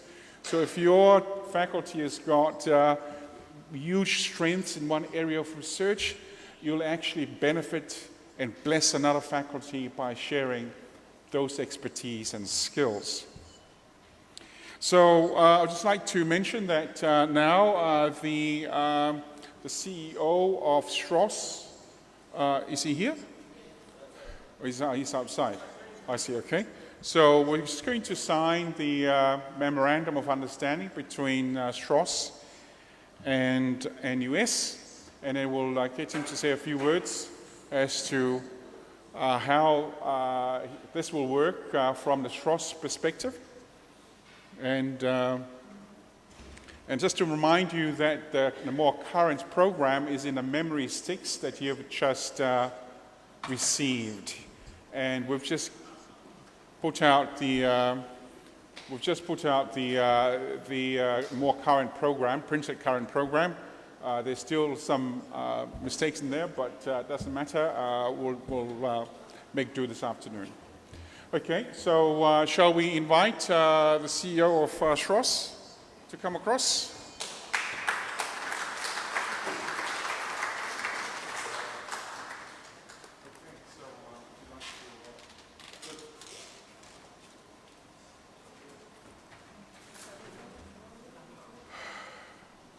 So it's CEO of SROS is so Dr. Atawati Joseph Felix. Sorry, what was that again? I'll let him introduce himself. Would you like to say a few words about our collaboration? Ya, maro lava soi fo mo malangi ma le to pa ia mo to mat. O la le to tai tuale lau ti fatulal. Pe o te auta leina fatu pe to fonga yo to pa ia mo to malu nei tu la le fia. Ya wo langon na lava fia fia. Wo mo nei lao ta to te feloa ia ma. Ta to te fa so ai. Ya mo lava na sit fa tai mal vi ngal ta to ta paulang. Langa lofa malonga, anga lelei tu maupea. Ele tu ua la foina i tātou, puipuina tātou whea lava me tātou te wheloa i ai. Ia, leo o tātou wo atu ile, teimi o la whatino e le tātou sai ngā lima po le MOU, le tu whatasinga o le NUS ma tātou whaptonga susoenga whasaitisi o Samoa. Ese le tāua, o le mea moni lava, o le tele i o tātou MOU o saingi maatunu mau, tele ia, o le NUS ma tātou whalatonga. Ai peo eisi teimi wa ngaloa i a tātou ngalu lue tātou lava nei Samoa. Peo le mitamtanga ngā le so, moli atu le whaftai la ufionga Professor Iono. A mata mele lei, whaite mele lei, a wāle manuia o tātou whalatonga, wāle manuia o le Universite, Samoa maon tangata. Tele o tātou susuenga o whaatino, o loa tausanga o whaatino tātou sailinga. A le mea moni lava, mole, boa lewa na maa sangi o tātou atunu, tangata o tātou atunu, i ngei mea o susuenga, pau lava le mea ua misi o le tustusinga i lalo. Pei o le mea ngā ua mana iei nei vai tau o iei pepa ma pengi mwhainga osi umai lalo i a whamaumaunga ma sailinga. Lea ua mwhaina whamauina le mwhainga o ntano inge. O le tatalo atu fo i lea, i le autino matua, te maa matina, o tau lai nofo ma le sila fia, tūlanga wha saintisi. O mai, o taimi nei laua iei le pāanga mānei a lea, whaasoa mai. Ai se i whaamau le i lalo whain tātou tano ai. Ai a whai tō te oatu ngau tai nawhanua, lo iei le official SROS. Iei whapea. A whapea te usu atu i le walupo le iwal tai au. Te whamalulu atu momua. E le mwhainga tali o tau sunga, o ngā o tūlanga fo i o le laval se lengi o tātou whaltonga. O lea la, a whape te usu atu po le walu po le iwa. Whamol mole, laku ma se mea ngau on whapaka. A te loa foi o le taimi lena e tōwhina e laususunga e tate whelua i me tate talno ai, e lata se fululua. Ia, sauma mea foi ngale peye, Le taunga pa o mu e po le aea. Ai a whai ue lata atu le taimi o le afiafi o teima ngava le tato ofisa. Ia, whakangkangi mai ngai mea foi ngale. Tio ngai e sosoangi ap ngai mea le ta whasoa ma le tususi nei lalo. Ia, peo se talo na o le so. Whaftai, whaatasi mai le atua. I tato whamoe nei asu. Whaftai.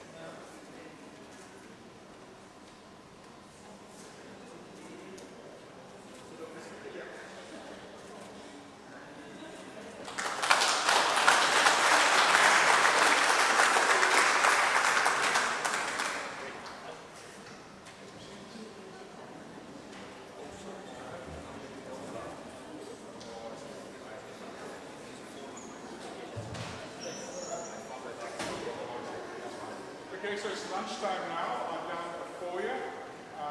Be careful because the steps are wet, so don't slip.